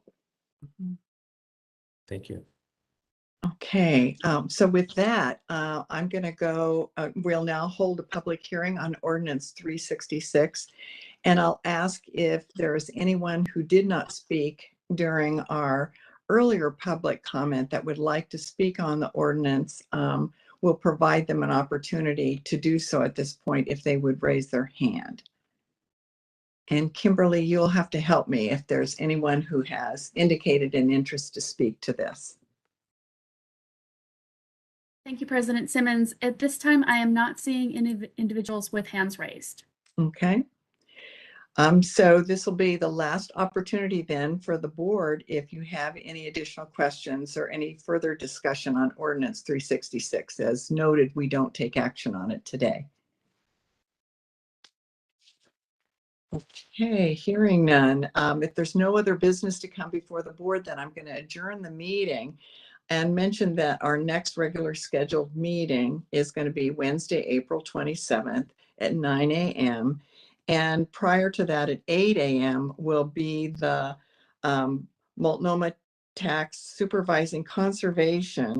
Multnomah County Tax Supervising Conservation Commission meeting at 8 o'clock in the same location. And as General Manager DeSue indicated, there could be a change in venue of where the meeting's going to be held. We're still trying to refine and confirm that.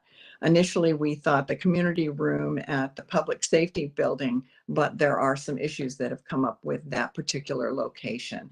And so we will confirm the location. It will be in person, which I'm really excited about, seeing all of you in the flesh, in person. So following today's meeting, we also have two briefings, one on Forward Together, which is also known as a comprehensive service review, which I'm really excited to have, as well as TriMet's climate action plan. But I'm going to suggest a break, and I'm going to suggest 10 minutes, and it is now almost 11 o'clock. So I'm going to say come back at 11:10, if that works for everyone. And make sure you mute your mic if you haven't done so already.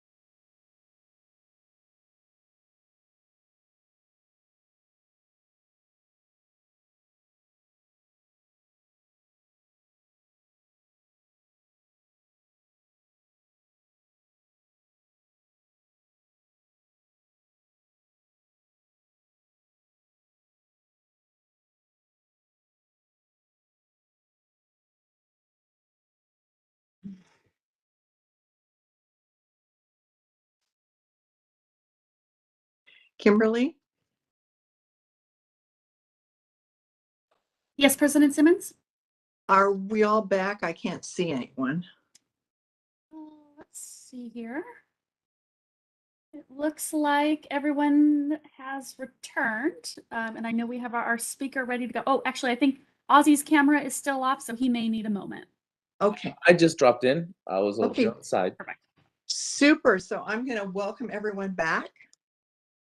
And as I indicated before we went on break, this morning the board briefing begins with an update on TriMet's comprehensive service analysis. As we've all recently learned, it's called Forward Together. And Grant O'Connell is a senior planner for TriMet and has been very much embedded in this work. So thank you for being with us this morning and bringing us this update, Grant. Thank you, Board President Simmons. It's a pleasure to be with you all, members of the board and General Manager DeSue and other TriMet staff. I regret that it's been since the October 27th meeting that I've been with you all on this. As we were getting this project up and underway, the labor shortage kind of reared its head, and we had to revisit some of our assumptions about what this project, how this project squares with the labor shortage and how we implement it. So we've done that retooling, and I'm really excited that it's now underway. We think of this as a service restoration plan, if you will. With the exception of commitments made prior, such as division transit, a lot of service and expansion has certainly been on hold. And so this has become our opportunity to take the service under the microscope and alongside our future plans and understand what has changed in these 2 years of the pandemic. I heard Director Kim's comments around meeting with Metro on the emerging trends work. Metro's been doing some great work understanding changes in transportation trends as a result of the pandemic, and we've been working closely with them to have input into this project and be sure that that knowledge is shared across both projects, since they're very relevant. So as I said, yes, this has become our service restoration plan and how we need to retool in light of the emerging trends as a result of the pandemic. So with that, I'll go ahead and move to the next slide. What we've accomplished so far in the project is we've completed the trends in transit analysis and a market analysis. So I'd like to review those findings, preliminary findings with you today. Kind of a snapshot of where we're at with transit, some trends and potential strategies to address those trends in transit, and a market analysis, really kind of building a new profile, if you will, of the transit rider of today emerging from the pandemic. Next slide, please. So starting with the existing conditions. So you'll get the service performance update every board meeting. But what this is a chance to look, kind of at a high level, understanding where we were at with our system, as we embark on building a restoration plan. It's very key to understand where we're at, what's working well, what's not working, what trends do we see on the horizon. So that's what the key focus of today's presentation is. So next slide, please. We're looking to create a design and evaluation approach based in the existing service, some key design principles as the network has developed since there was the Great Recession. And then more recently, how has service and ridership changed since 2019 prior to the pandemic? I want to say, I should have said at the outset, I'm happy. There's a lot here, and some of it's kind of complex. I'm happy to entertain questions as we go along. I can watch for the raise hand function, so please feel free to utilize that. I'm happy to pause and take questions. So next slide, please. So here is kind of a snapshot of fall of 2019 prior to the onset of the pandemic. Average weekday boardings across all the stops and stations across our system. red, kind of that burnt orange color being rail boardings at a station, and the blue being bus boardings. Ridership is very clearly evident along MAX lines and along dense corridors in the frequent service network. Next slide, please. Then when we jump to 2021, this is what that looks like. So this is for the fall 2021 period. As a reminder, lockdowns were long over, and many businesses had reopened. The statewide vaccination rate had exceeded 70%, but this was before the Omicron surge, so just last fall. Very few stops that are not transfer points show ridership above the under 50 category per day. Ridership at MAX stations remained high, but the blue line west of Beaverton had collapsed quite dramatically.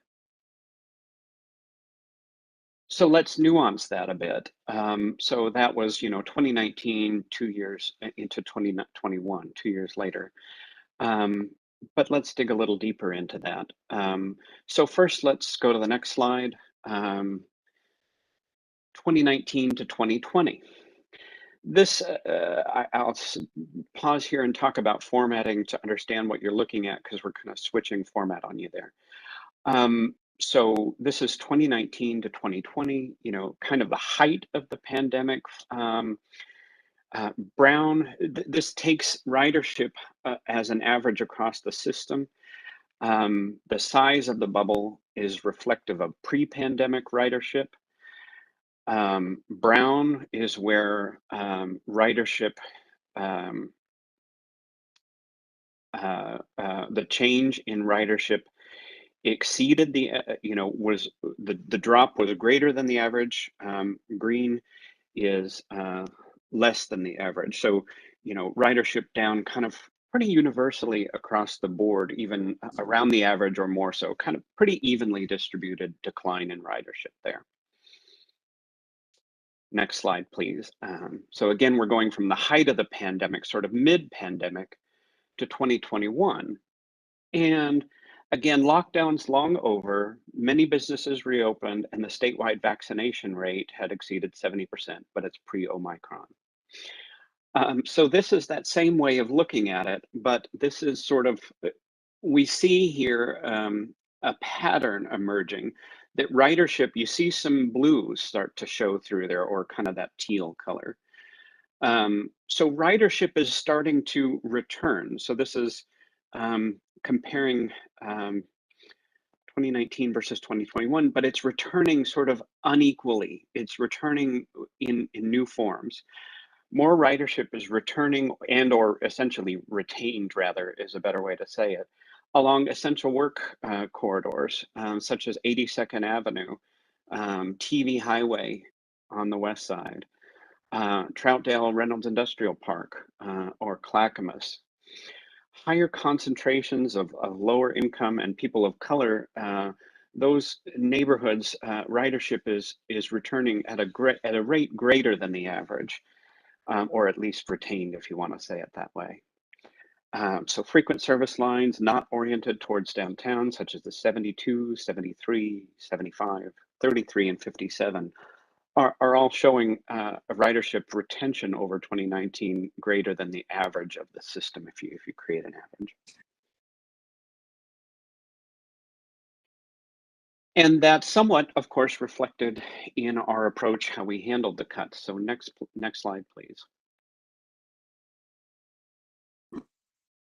This shows you, of course, we all know we had to cut service through the pandemic. But we did so by first looking at lines that spend a majority of their time in areas identified by our 10-factor equity index. And so on those lines, service was retained, and where service was cut more greatly. So that 20%, as you know, is sort of masks a bigger story, that some lines were cut certainly more than 20%, while other service lines saw service retained. And so this creates sort of a visual representation of how those cuts were borne out across our region. So where blue is service was retained, or even in some small instances slightly increased, such as the deviation of the line down in Oregon City to serve the new Oregon City High School. Well, as a result of the Myers Road extension and some of those other things, but largely service was cut in areas where ridership was low or density was lower, and where frankly the impact could have been felt by fewer people due to that lower density. Next slide, please. This takes a bit to understand, but this is sort of looking at productivity. Red there is perhaps a measure of productivity of, so you have bus boardings in blue, bus trips in kind of a gold color there, and red then a function of those two, how many relative to, so how many boardings relative to the trips that are put out are people are using that service. So it's sort of a measure of productivity. Prior to 2019, we had a very clear pattern throughout the day of extending out peak service during peak times, and then it was productive as measured by red. So we, in blue, we had boardings across those bus trips, and then it was reflected in that productivity in the peak hour. And I think it's key to understand as you're looking at this is how far at what time of the day does ridership deviate from our overall average ridership. So, in the peaks, we have above average ridership. In the off-peak times, we have below average ridership. And so that's sort of what you're seeing there. But then you move to 2021, and despite the cuts, we do still put out, a peak level of service reflected by that orange and blue there in the morning. But the interesting thing to note is there isn't a corresponding bump in productivity. What that means is, essentially as measured by the average, we don't see any more than our average ridership in the morning peak anymore. The ridership tends to grow in productivity throughout the day and decline. What this really tells us is that there's indication of a decline of importance of that 9 to 5 commute pattern. And conversely, there's evidence that those that have been with us throughout the pandemic on board are largely reflective of the retail and service sector employees with multiple shifts throughout the day. And I would also kind of note the importance of, just that midday and evening trips now actually come close to or exceed our average. So that as a relative to importance is significant compared to what it used to be. So that's just a snapshot of some of the key findings as we just take a look at our system and what's been happening in terms of ridership in just a very detailed, fine-grained way. There's more to come. Ideally, I would have liked to have the report ready for you with today's meeting, but sadly it will come a few weeks behind, but happy to distribute that when it's available, and there's going to be lots more information there, but that's just a preview of sort of the transit existing conditions data. The consultants did some really great work there. Next, we want to talk about some trends that were identified by the consultant and some corresponding strategies to address them that they're recommending. And I would stress here that, this was written in the voice of the consultant. We take this as a report to us of their findings. We can take with it what we find relevant. I would also comment that some of these trends, so Forward Together at its core is a service planning project. This is our plan for restoring service as the labor shortage abates. So some of these trends are important context to consider that service planning exists within. but are not necessarily things that service planning can respond to. So with that context, let's move to the next slide, please. So kind of a quick overview of these trends. There really is a notable decline of the peak commute demand. Transit ridership is declining more than other modes throughout the region. And travel has declined less, though, for less educated and lower income populations.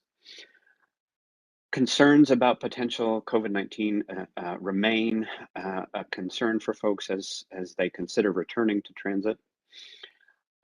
It's also important to note this transit ridership decline, while it certainly accelerated under COVID, but it's a broader across the nation. It's a trend that we've observed since the mid 2010s. Transit priority improvements are having a positive effect here. We need to make sure that transit continues to be competitive, and so efforts to make transit move faster are having positive results. Lower income displacement. There certainly has been a lot of work put into that may be very familiar to lots of you around gentrification and the displacement of lower income folks to areas where transit is not as rich.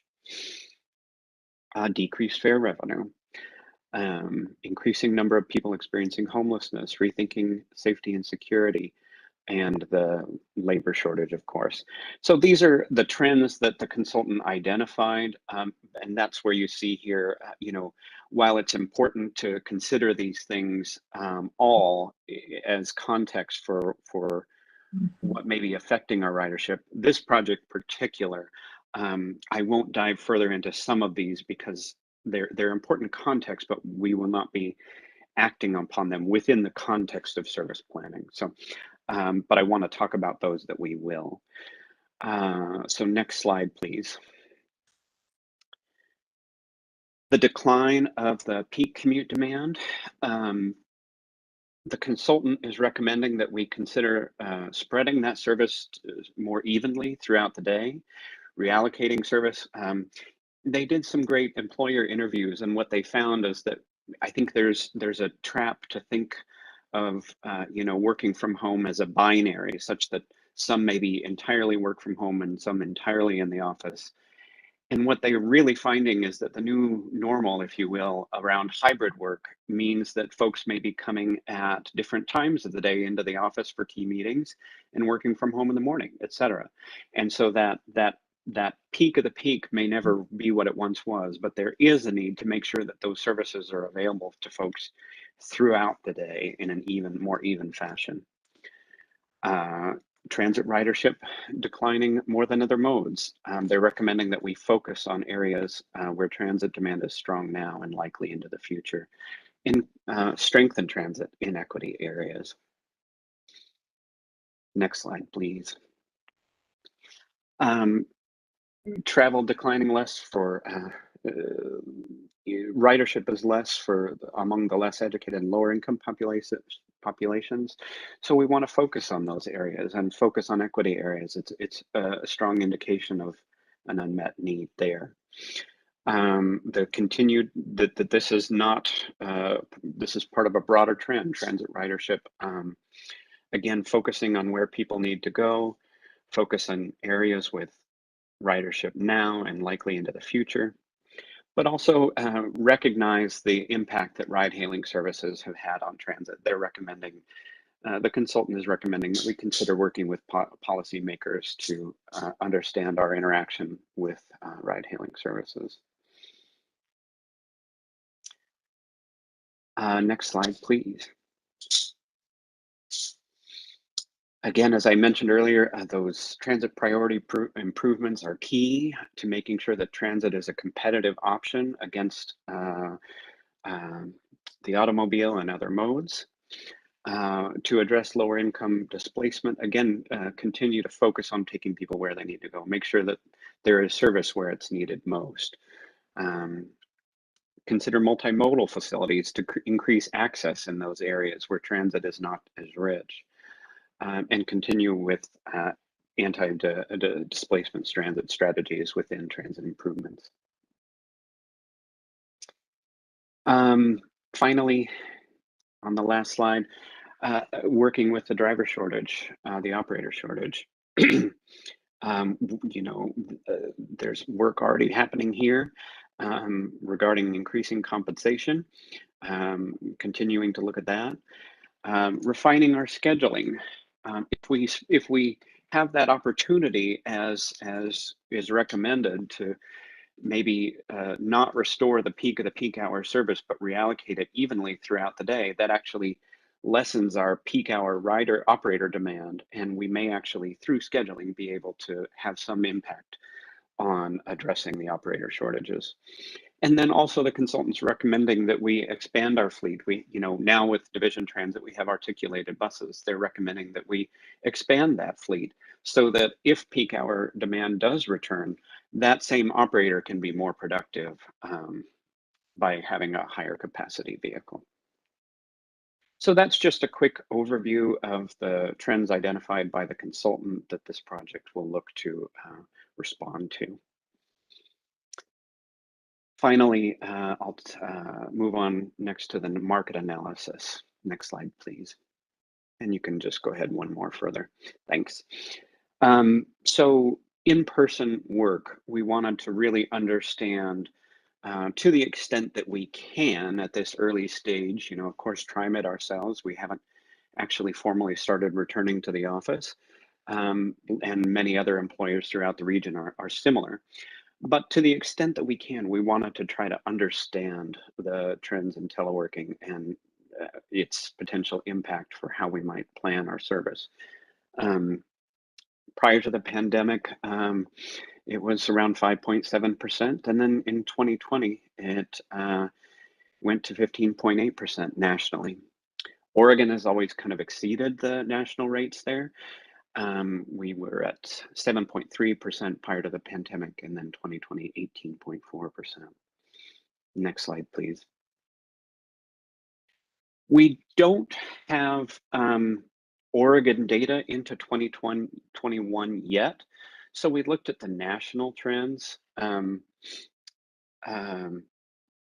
2021, it stepped back quite a bit, you know, so we went 5.7. Excuse me, on the national side over to the right there.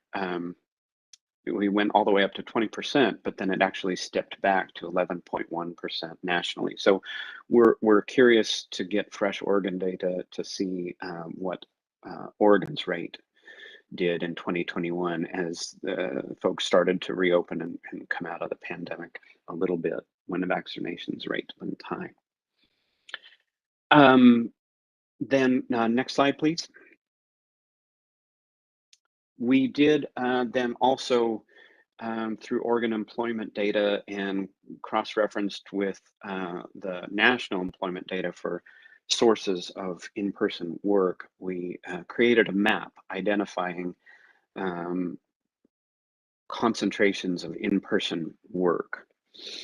Next slide, please. And this is the result of that map. I found this just fascinating. You see, you know, kind of the 217 corridor. You see the Columbia corridor along the Columbia River, both the airport, north of Sandy Boulevard, and then even it's maybe not quite as evident, but that Troutdale Industrial Park, the manufacturing corridors of Intel and Tektronix there on Washington County and near Clackamas County. But what was most surprising to me and challenging sort of my, you know, perhaps white collar view down as a downtown worker was the concentration of the downtown. Despite trends of teleworking, downtown still remains a very high concentration of in-person work. And I think it was humbling me to reflect all that goes into making my, prior to the pandemic, my downtown work existence happen, from janitorial staff to hotel workers to service workers in restaurants. And all of that entire ecosystem that makes downtown what it is still does exist, and still remains a very high source of in-person work. So again, through this market analysis, the consultant is helping build a profile of where our core constituency for ridership is. And so that first phase there was looking at in-person work. The next, coming from those trends, was to focus on communities identified through our equity index, which have been with us through the pandemic, and making sure that we're meeting those needs. So next slide, please. As you all know, we have our 10-factor equity index, and using census data and that those demographics able to map out where those constituencies live and work, and as evidenced by that ridership data showing that they've really been with us through the pandemic, and we should perhaps even double down on service for those areas to make sure that we're meeting any unmet needs. So next slide, please. Using that index, this is what that map looks like for areas where we should focus our service. And the interesting thing again here for me was that while the inner ring neighborhoods of Portland have clearly gentrified, with showing a lower equity priority, kind of say Irvington and Eastmoreland, but the outer areas showing where those communities have migrated to, but yet the central business district again remains a high concentration of folks identified through our equity index, and an important constituency to still serve. So that really kind of concludes the market analysis piece, and there will be much more information in that report that you'll see. Oh, next slide, please. Again, just kind of summarizing some of that key finding that I found interesting, the focus on both in-person work and equity priorities in the downtown area. So that's, as you see here on the timeline, we've just wrapped up that existing conditions and market analysis work with the consultant, and I'm here with you for the March board meeting. We are working, we teamed up, as Director Way mentioned, there certainly is survey fatigue among the community. So we, for this project, teamed up with the Diversity, Equity, Inclusion team's survey that they have out now to get some feedback with the public around this process, and that is ongoing. And then in April, we hope to move into an alternatives development phase where we take both that existing conditions and market work alongside with the community feedback to start to actually synthesize some alternatives for how we might reconfigure our service. And then we'll do some outreach around that in the late summer between July and August, and come back with a final recommendation in the fall for service. Next slide, please. And that is my presentation. So I really thank you for your time and attention, and I'm happy to entertain any questions that I may have missed along the way. Director Bauman? Thank you. That is just really, really fascinating information. I do have a couple of questions. One is, so of course there's this very significant loss in transit ridership over the past couple of years. Has there been any analysis of to what extent people have either stopped traveling or moved to driving cars when they might have been on transit formerly, or have moved to other modes like Uber and Lyft where they might have been on transit? Has there been any analysis of that? We did.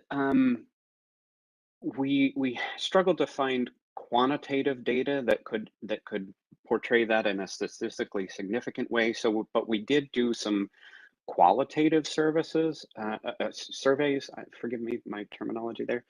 Partnering with the Transportation Options Group, which many know maintains relationships with lots of employers throughout the region. We then did some interviews with about 12 employers throughout the region, distributed throughout the areas in different sectors, to kind of get a sense of what was happening. And there certainly is that, so anecdotally or qualitatively, for example, OHSU, with so many people working from home, parking demand was less. They actually made parking for free, and some of their employees who had traditionally taken transit were then able to drive to work and park for free, where they would have had to pay to park before, and so then had taken transit. So there's definitely some evidence of that. And the consultant is recommending a component of this be an kind of a re-education approach to help people, OHSU, using that example, is now starting to charge again. And so, 2 years is a long time. Folks may be newly hired in that time frame, and habits may have developed that may need to, some education about their options. And so that's one of their strategies to recommend, is to work with folks to educate them on their options for transit, as the transportation options folks already are well equipped to do. Thank you. I'm sorry, if you don't mind, I have a second question. Okay. Thank you. And that was it's very interesting to see how employment centers have developed and changed, and how they remain to a great degree downtown. Have you been looking at issues like people traveling for healthcare? Maybe they're doing their doctor's visits remotely, or travel for education, for example. Are fewer people going to Portland State? Will the educational institutions be using more of an online component than they have in the past, and how is that going to impact travel? Yes, we did. Kaiser and OHSU were both among those that participated in that focus group process. And Kaiser sees telehealth as here to stay, and so there is definitely some changes there in transportation trends. Regarding classes, Portland State sees their future as in person. They've stated very clearly they do feel that there's a culture that comes from in-person learning, and they're committed to that. While, even 10 years ago when I was at Portland State, there were some classes online. There were certainly continue to be some, but they state that the majority of their culture will remain an in-person environment. The community colleges, Clackamas, Portland Community College, has also participated. That's a little bit more mixed. They will kind of meet the needs of the community more clearly as desired. They didn't indicate a very clear preference one way or another, but rather to kind of respond to what the community asked them to do. Okay, thank you. Next would be Director Way, followed by Director Gonzalez. Thank you. Grant, thank you so much for this presentation and an update to what you provided. I know that in the beginning when we heard about this, I was pretty vocal about making sure that we include, just our additional riders, folks who might be more transit dependent, lower income, but the people really providing a lot more of the essential work for our entire economy during the pandemic. So thank you for really taking that feedback into consideration, and again, like applying to use our equity lens wherever we can to make sure that we're serving everyone. So I just want to say thank you for that additional analysis. I think it was also You know, just striking to me that the downtown, I wrote a note here, like the purple slide was something that I want to go back to, of just how much of that concentration was still focused on downtown. And I don't know if you have additional more information on the types of workers or service industries that that folks are continuing to use downtown for in order to commute. So I don't know if you have a breakdown of that, but I think you mentioned a little bit, you know, maybe janitorial services, like, again, like just people who provide essential work. But it'd be great to have a little bit more of a breakdown of, you know, who are those folks. And again, you know, I think back to working remotely in a hybrid environment. I mean, I think that's still important to take a look at those trends, definitely as we move forward, and continuing to, you know, work with large, mid to small employers, you know, to really, again, I guess, just ask them, right? Like, how can we continue to be a resource to them and their workforce? So I know those are some of the things that the consultant will hopefully continue to work on. But thank you for the update. Director Gonzalez? I'm happy to share those information. Thank you. Thank you very much, President Simmons, for helping me have the floor. And of course to you, Grant, thank you so much for presenting this, and to Parametrics for helping pull this together. I have a couple of questions here. One is about revelations. You hinted at one here regarding the role downtown plays, but I wonder, you know, what sort of revelations do you think this uncovered for you and for our team in this process? I'd love to hear thoughts around that. And also, I want to echo the sentiment of Director Bauman with regards to those, what I generically term para services. And I don't think that's a great term, but I'm saying all those other third-party vendors, private, everything from scooters to the private service providers of, you know, the gig industry. The data on uptake and usage patterns in Portland of that seems to me a relevant dimension if we're really trying to talk about, you know, being that mobility services integrator. So, you know, having, whether it's outside the scope of this analysis or not, to me, having a lens and a pipeline of information and communication with those means is a critical step as we kind of build into this knowledge base. So, you know, that's something I want to point out. And finally, service planning. This all goes back to how we're going to use this information to impact our service planning and our strategies. So I'd love to hear your thoughts in addition to revelations, to give me a sense for how we are going to use this information to inform whatever service planning priorities we thought we had, or is this shifting service planning priorities for us? Because clearly the idea here, the North Star, is let's get people where they want to go. So now that we've learned a little more of where they are, where they are not, where they want to go, where we thought they want to go, what are we doing now to bring this back and recalibrate our service planning? Ozzy, thank you for that question, or those questions rather, and forgive me, you may need to, if I don't cover something, please follow up. So the key, as I mentioned, you know, I think it sort of challenged my own narrow view that downtown is still important, was one of my just key revelations. The other thing, it sort of answers two of your questions, is that this to me feels like a once in a generation opportunity that,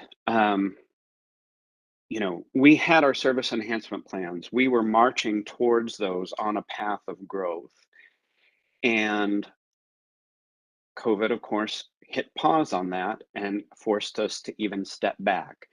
And I think in these interim 2 years, we've thought about, we've anticipated simply just going back to what once was and then continuing on that path. And I think this project is acknowledging that the ground has shifted beneath us. That path isn't necessarily relevant anymore, or doesn't best meet the community.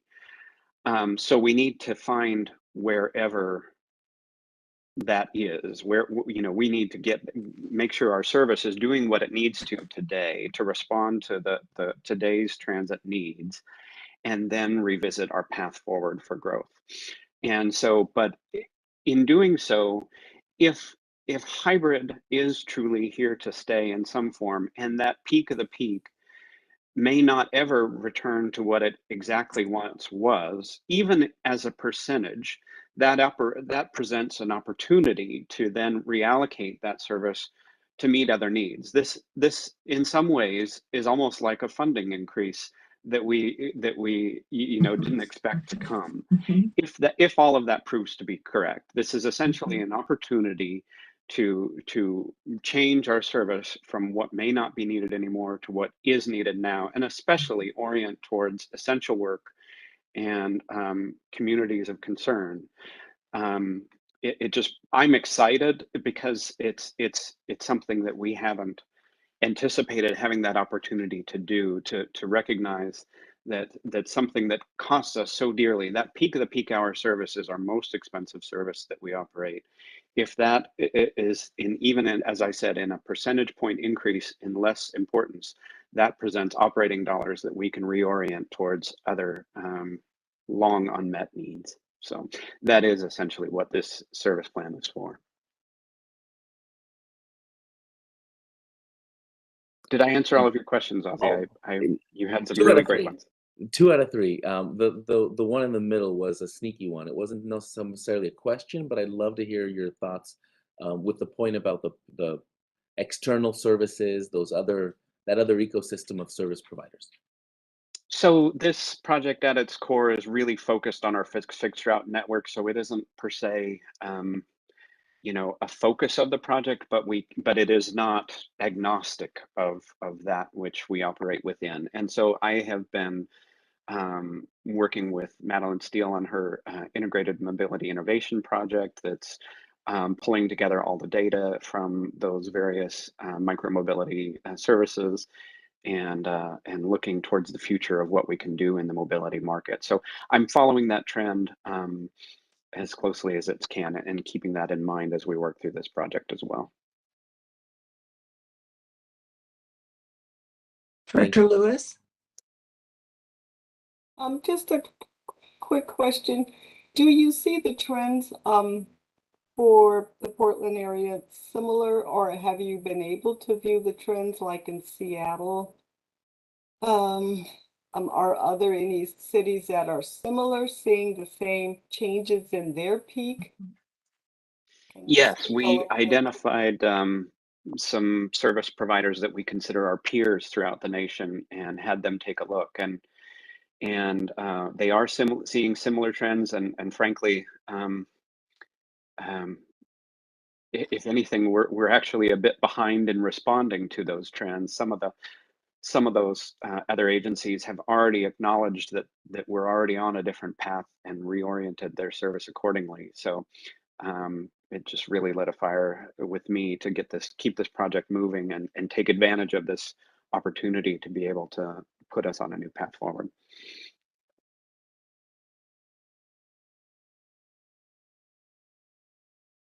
Director Way?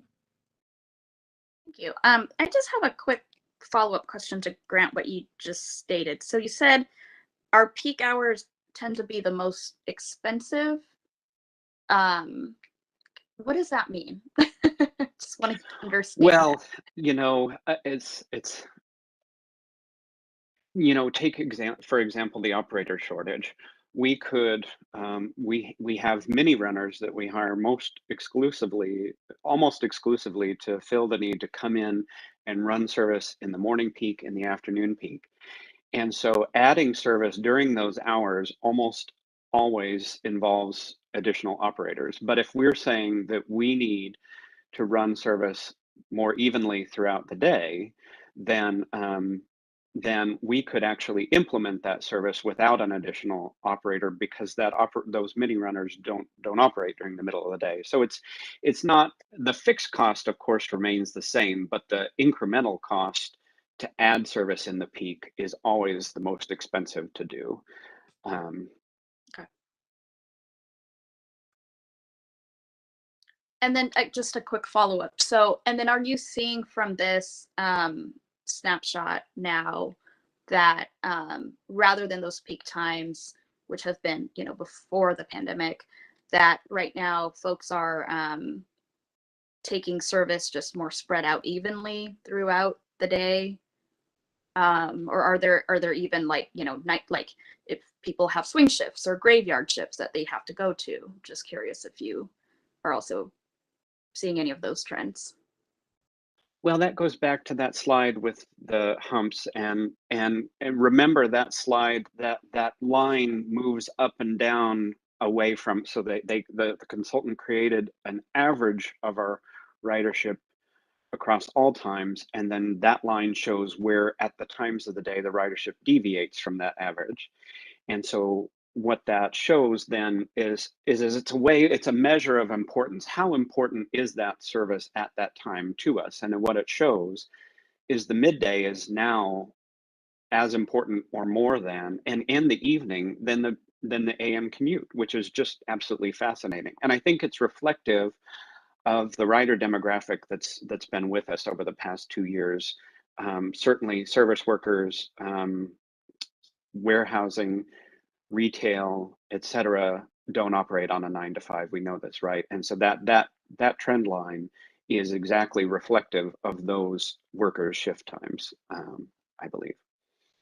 And what it tells us is who's important to us now. Thanks. I have a question for you, Grant. One of the things that was missing for me in the information you shared was analysis of our current system and where people live, but it didn't really tell me where they were going.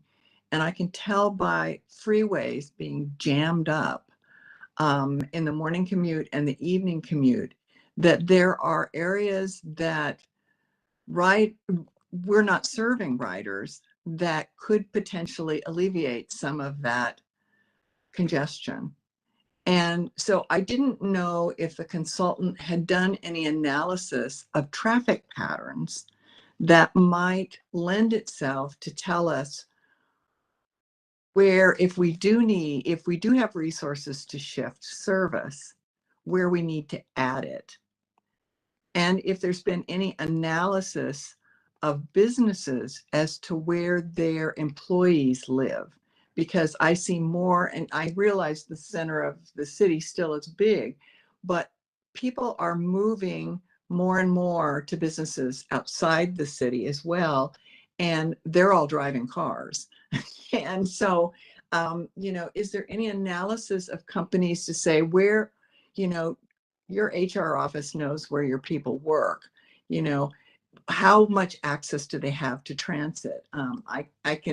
So looking at new areas for service development that we haven't even considered in the past that would serve new riders.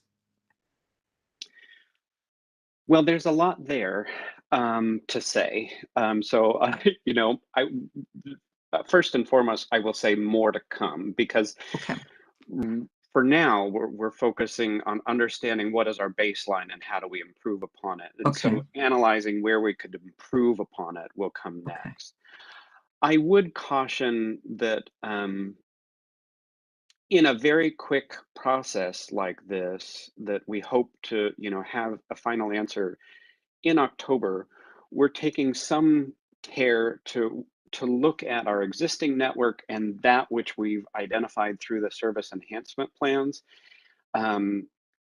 Because if we were to, you know, those service enhancement plans have been workshopped with our partners throughout the region, and there's a very clear understanding and expectation that at some point they may come online.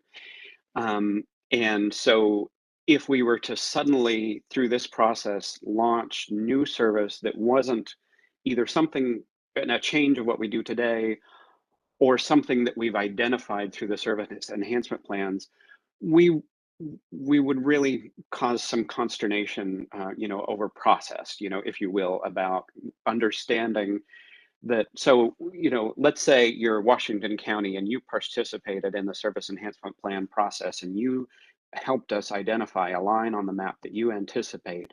If we were to suddenly draw a new route that wasn't from that service enhancement plan in advance of something else somewhere across our region that is in the service enhancement plans, that could really cause some consternation with our partners. And so we will look at that, but we want to tread carefully there. I get the sense I'm not conveying that well. No, you're conveying it well, but it's disturbing to me that there wouldn't be an opportunity for us to, I mean, the service enhancement plan needs to be modified based on emerging needs. And if it's not reflective, I mean, if it doesn't reflect new markets and only existing markets, that's really flawed. And it really locks TriMet into not considering new opportunities for service demand. Well, I will say it will be an immediate follow-on on this project. We recognize the service enhancement plans will need to be revised and be reflective of this new baseline that we will be creating through this project. So it's not to say that it wouldn't be considered. It just and analyze. If something, and let me come back and say, I'm fairly confident that any new market that might be worthy of exploration is likely already in the service enhancement plans. And so I really do feel fairly confident that that's a great set of plans to pull from. So what I'm just saying is everything has its process, and we not that we wouldn't look at it, but we would not want to have something come in advance of something that another jurisdictional partner has been expecting and looking for, and suddenly we say we need to do this instead, and that's not on any plan anywhere. Could cause problem. But but what the consultant did do, and I just didn't, in respecting everyone's time here, we didn't get to it, but it's directly relevant to what you're asking, is they created an access map of showing from where populations and people live throughout our region using the most recent, so updated through the pandemic, employment data.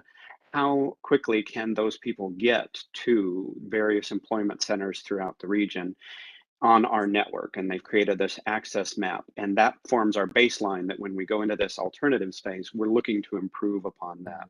We want to show that any new network that we create will make improvements in connecting people from where they live to where they work. Okay. Ozzy? Thank you, President Simmons.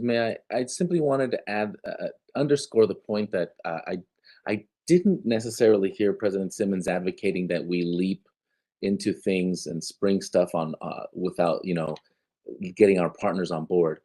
And I'd say I wanted to echo the sentiment that, we need to, whatever process we are using must include our partners and must be as agile as we need to be able to serve the public. And we certainly have had a lot of opportunity to look back in a few years and see new things. And moving forward, we don't have the luxury of 2 or 3 years of a consistent pattern to look back on to plan forward. We really need to be thinking about a process that isn't necessarily tied to our service plan cycle, but maintains a conversation alive with our partners so that we can continue to learn and continue to adapt our process or our decision making. I'm not trying to, blow up the way in which we go through things. There should still be a way in which, we properly allocate, budget, and roll things out. Mm-hmm. But at the same time, the ability to leverage on the ground information and on the ground reality, on the ground stakeholders is what I think we are looking to see. At the end of the day, all this we just learned, if it does point out that there's something we need to revisit on a line or a conversation we've had, we need to be able to have partners in a position to know that we're trying to resolve this together. We're trying to bring them along. So how we do that is kind of what I feel very open to hearing about. I feel like we need to be able to ask our partners to navigate this with us, however this cycle needs to be. But this is where process cannot be more important than the outcome. Together is, I think, what we are all agreeing on. Yes, and I'm sorry if my answers maybe muddied the waters. I am with you. There is space in this process to identify new markets. I want to just be clear. I think where I come from the place of my, being embedded within service planning and understanding those service enhancement plans were designed very aspirational in a way to try to cover so many different possibilities for future service. And that's where I come from, a place of understanding that I'm fairly confident that as we explore those new markets, they likely will have been identified as possible future markets already, and we can pull from them and implement them sooner. So just, I'm afraid my answer earlier maybe muddied the waters. We are certainly absolutely looking at new markets, and we'll do so through this process. Okay. Thank you. Well, we want to thank you, Grant. I've been really looking forward to this. This is such an important initiative, and you said it was an opportunity of a lifetime. Different transit agencies around the country who have embarked on this type of analysis have shown tremendous change and increases in ridership on the basis of re-looking at their service delivery models and modifying them around where the real demand is. So I'm really excited to see this process moving forward. So thank you. Thank you. Now I want to invite Director of Business Planning and Asset Management, Alan Leto, as well as Senior Government Affairs Coordinator, Tara O'Brien, to give us an update on TriMet's Climate Action Plan. Great. Thank you, President Simmons. I'm happy to be here with you and all of the directors. And great, the presentation is coming up. Wanted to brief you on the Climate Action Plan, give you a summary presentation and answer any questions. I had mentioned the Climate Action Plan certainly at the business plan meeting last month, and we've been working on it diligently in the background. Excuse me. And Tara and I will just go through this presentation, give you some information, and then see if you have additional questions or comments after that. And feel free to stop me at any point. If you could go to the second slide. So why a climate action plan now? We haven't had one before. Part of it, and especially the timing, is that the FTA put out a challenge, a sustainable transit for a healthy planet challenge, and asked transit agencies to sign up. And we committed to doing this last year.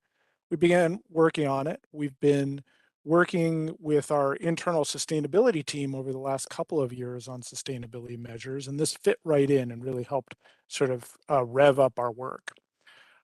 Also really important was to get clear on our baseline emissions, to understand what our greenhouse gas emissions have been in the past few years, so that we can start to pick them apart and understand which portions are easiest and best to address in the near term. Because without that information, it's all theoretical. There's not a good way of moving forward. And as well to make sure that we're clear about what strategies and actions we'll take in the future, and to coordinate with our partners, because obviously as a climate change, this is not something that any individual can do alone. We all have to work together. Next slide, please.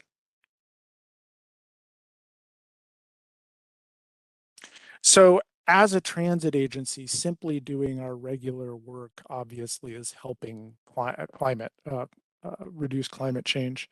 We are every day out there giving people an opportunity to move around, get to where they need to go without driving. And that has helped reduce greenhouse gas emissions by our riders.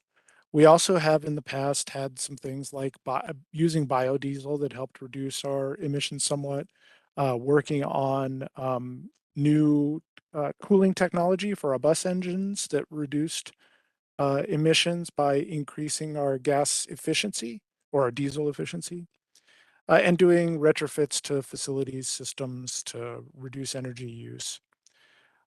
And we've been working on a series of initiatives over time that include carbon reduction. It's even included in our equity lens. And of course, the non-diesel bus plan, which we completed in 2018 and has a commitment to transition to a zero emissions fleet, is right along that line. The next slide, please. So while we have been developing this plan and we did the inventory, it gave us a great insight into some big chunks of emissions that we could actually deal with right away. And so during 2021, we took two big actions that reduced our operational emissions by approximately 63%. So a huge, huge drop in our operational emissions. I'm going to describe this graph quickly and then talk about which items we were able to take action on. So on the left is our actual calculated emissions in 2020 before we did anything with renewable electricity or renewable diesel. The top bar, the blue bar, the biggest portion of that is fleet emissions. So that's fixed route bus, paratransit, Lyft, and WES, anything that's burning diesel basically.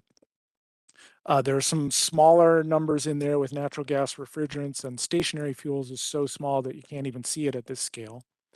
The orange is electricity, and then the red is upstream energy production, which is things like the amount of energy it takes to produce electricity and the amount of energy it takes to produce and ship fuels such as diesel. Looking at that, we identified that electricity and diesel were both opportunities, and we were able to, in the middle of 2021, work with PGE and Pacific Power to shift to renewable electricity for all of our owned and TriMet owned and operators facilities, as well as for MAX. And that means that that electricity band, that orange band, just goes away. So that was a big reduction in greenhouse gas emissions to begin with. Then looking at what's remaining there, that fleet emissions is a huge obvious thing to look at. And our colleagues down to the south, LTD and Eugene, had started using renewable diesel. We had done some tests with it, but had gotten disrupted by COVID. And we were able to look into it and identify that the costs were very reasonable. And so in December, we switched to renewable diesel for the entire fixed route fleet. And that dramatically reduced the blue band, as you can see on the right side there. But it increased somewhat the red band, which is the upstream energy production, because that renewable diesel creates no new greenhouse gas emissions when we burn it in the bus, but it takes some more for shipping and for generation. But the combination of those two changes, the renewable electricity and the renewable diesel, or R99 as it's known, reduced our operational emissions by 63%, which is huge. If you could go to the next slide.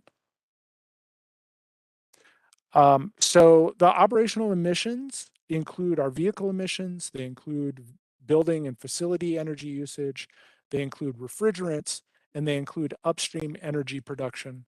This is in line with our peers and with businesses and governments in looking at their greenhouse gas emissions. We've actually gone a little bit farther than some. Not all of them include that upstream energy production, but it seemed really important to include that since there's such a balance, a trade-off with renewable diesel.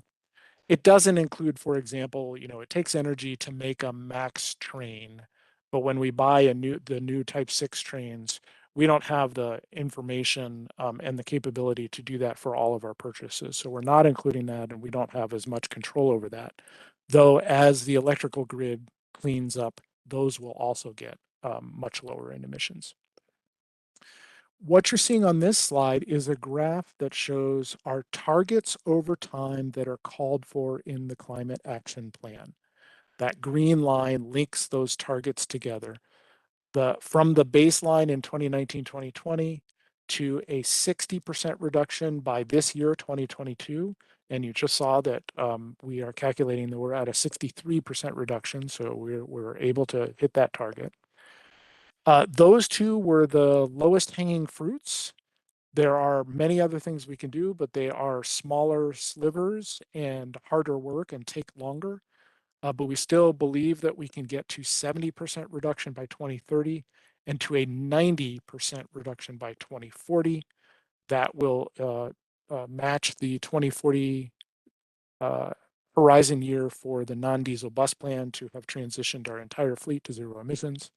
And then to get to net zero by 2050, there are a few emissions we don't actually know of technologies that will 100% reduce that. So we may need to look at offsets, but we're setting that target at net zero for 2050. These are all relatively in line with federal targets, with regional targets, and with local jurisdictional targets. And ones that are, will take real work, but we believe are achievable. So that's what's in the Climate Action Plan as targets.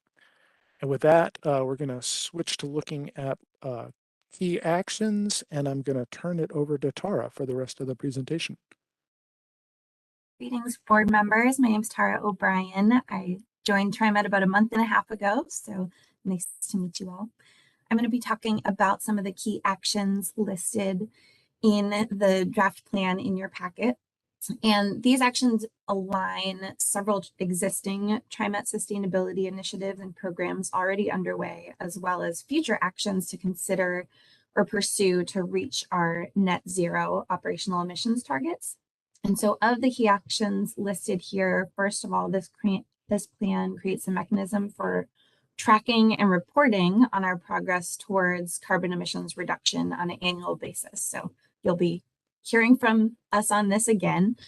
It also commits us to strategies that reduce operational emissions with lower cost and higher impact in the near term. And so with regard to strategies to reduce the emissions impacts of the fleet, as Alan just said, the transition to R99 made a huge impact on emissions reduction, and we'll also continue to pursue other strategies such as renewable diesel for non-revenue vehicles and the purchase of electric non-revenue vehicles when appropriate, and furthers our commitment from the non-diesel bus plan to transition the bus fleet to zero emissions by 2040.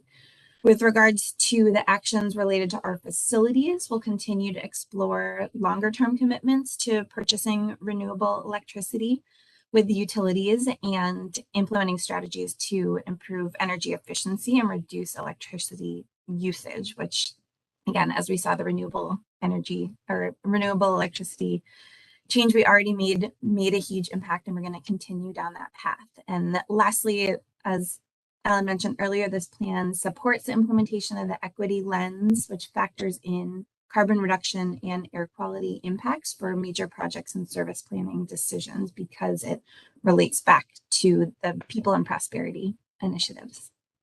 And next slide. Great. And so we're in the process of sharing this draft plan with local agencies, cities and counties in the TriMet service area, as well as those referenced in the plan that have their own climate action plans, which tie into our goals, as well as Pacific Power and PGE and organizations including environmental, transportation, environmental justice groups over the next few weeks with support from community affairs. And then we'll be finalizing this plan and sharing it with the FTA by April 15th as part of their Sustainable Transit for Healthy Planet Challenge. And then with the completion of this plan, culminating these many existing initiatives, will begin the regular cycle of tracking the implementing actions and checking progress towards these goals, as well as regular updates and reporting on that progress to the GM executive team and back to you at the board. So with that, we're happy to take some questions.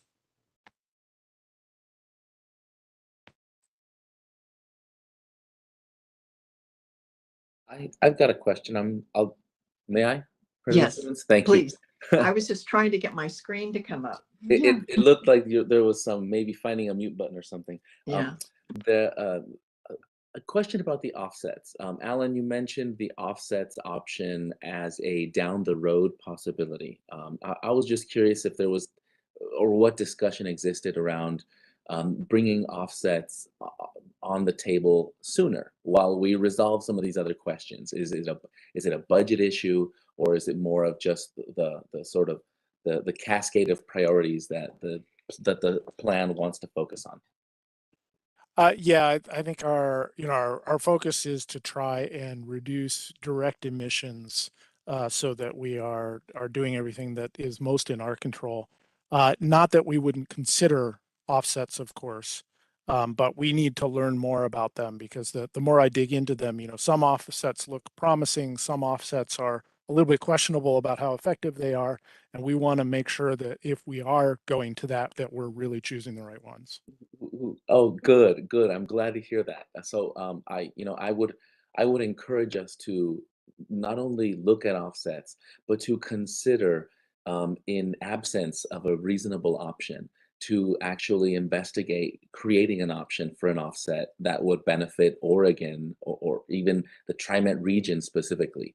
I know that the region is quite limiting, but if we look at Oregon more broadly, there's an opportunity here to bring offsets to the table in a way that becomes a value proposition for our state. And I would encourage our team on the finance side to look at seeing where there are possibilities for allocations towards offsets, because this is a capital improvement. This could be a capital improvement investment, but it can also be a climate action plan initiative. And I'm a silo buster by nature, and when we're talking about sustainability initiatives, I know these are exactly the kinds of structural constraints that limit us from being able to make these advancements bigger. Oregon's kind of hungry for better ways to invest in those parts of the state that have the potential but don't have the infrastructure yet. So I'm throwing that out there because these are the types of conversations climate action plans need to be leaning into. Huzzah. Thank you. Thank you. When I was fumbling around with my buttons, I couldn't tell if I was muted or not, and I couldn't see everybody. And I wanted to say to you, Tara, welcome. You've joined a wonderful organization, and you're working on something that is of critical importance to so many. So thank you. And thank you, Alan. Do any others have comments or questions before we adjourn? Well, this has been a long day. This is probably the longest time we've been together for some time. So thanks for hanging in there.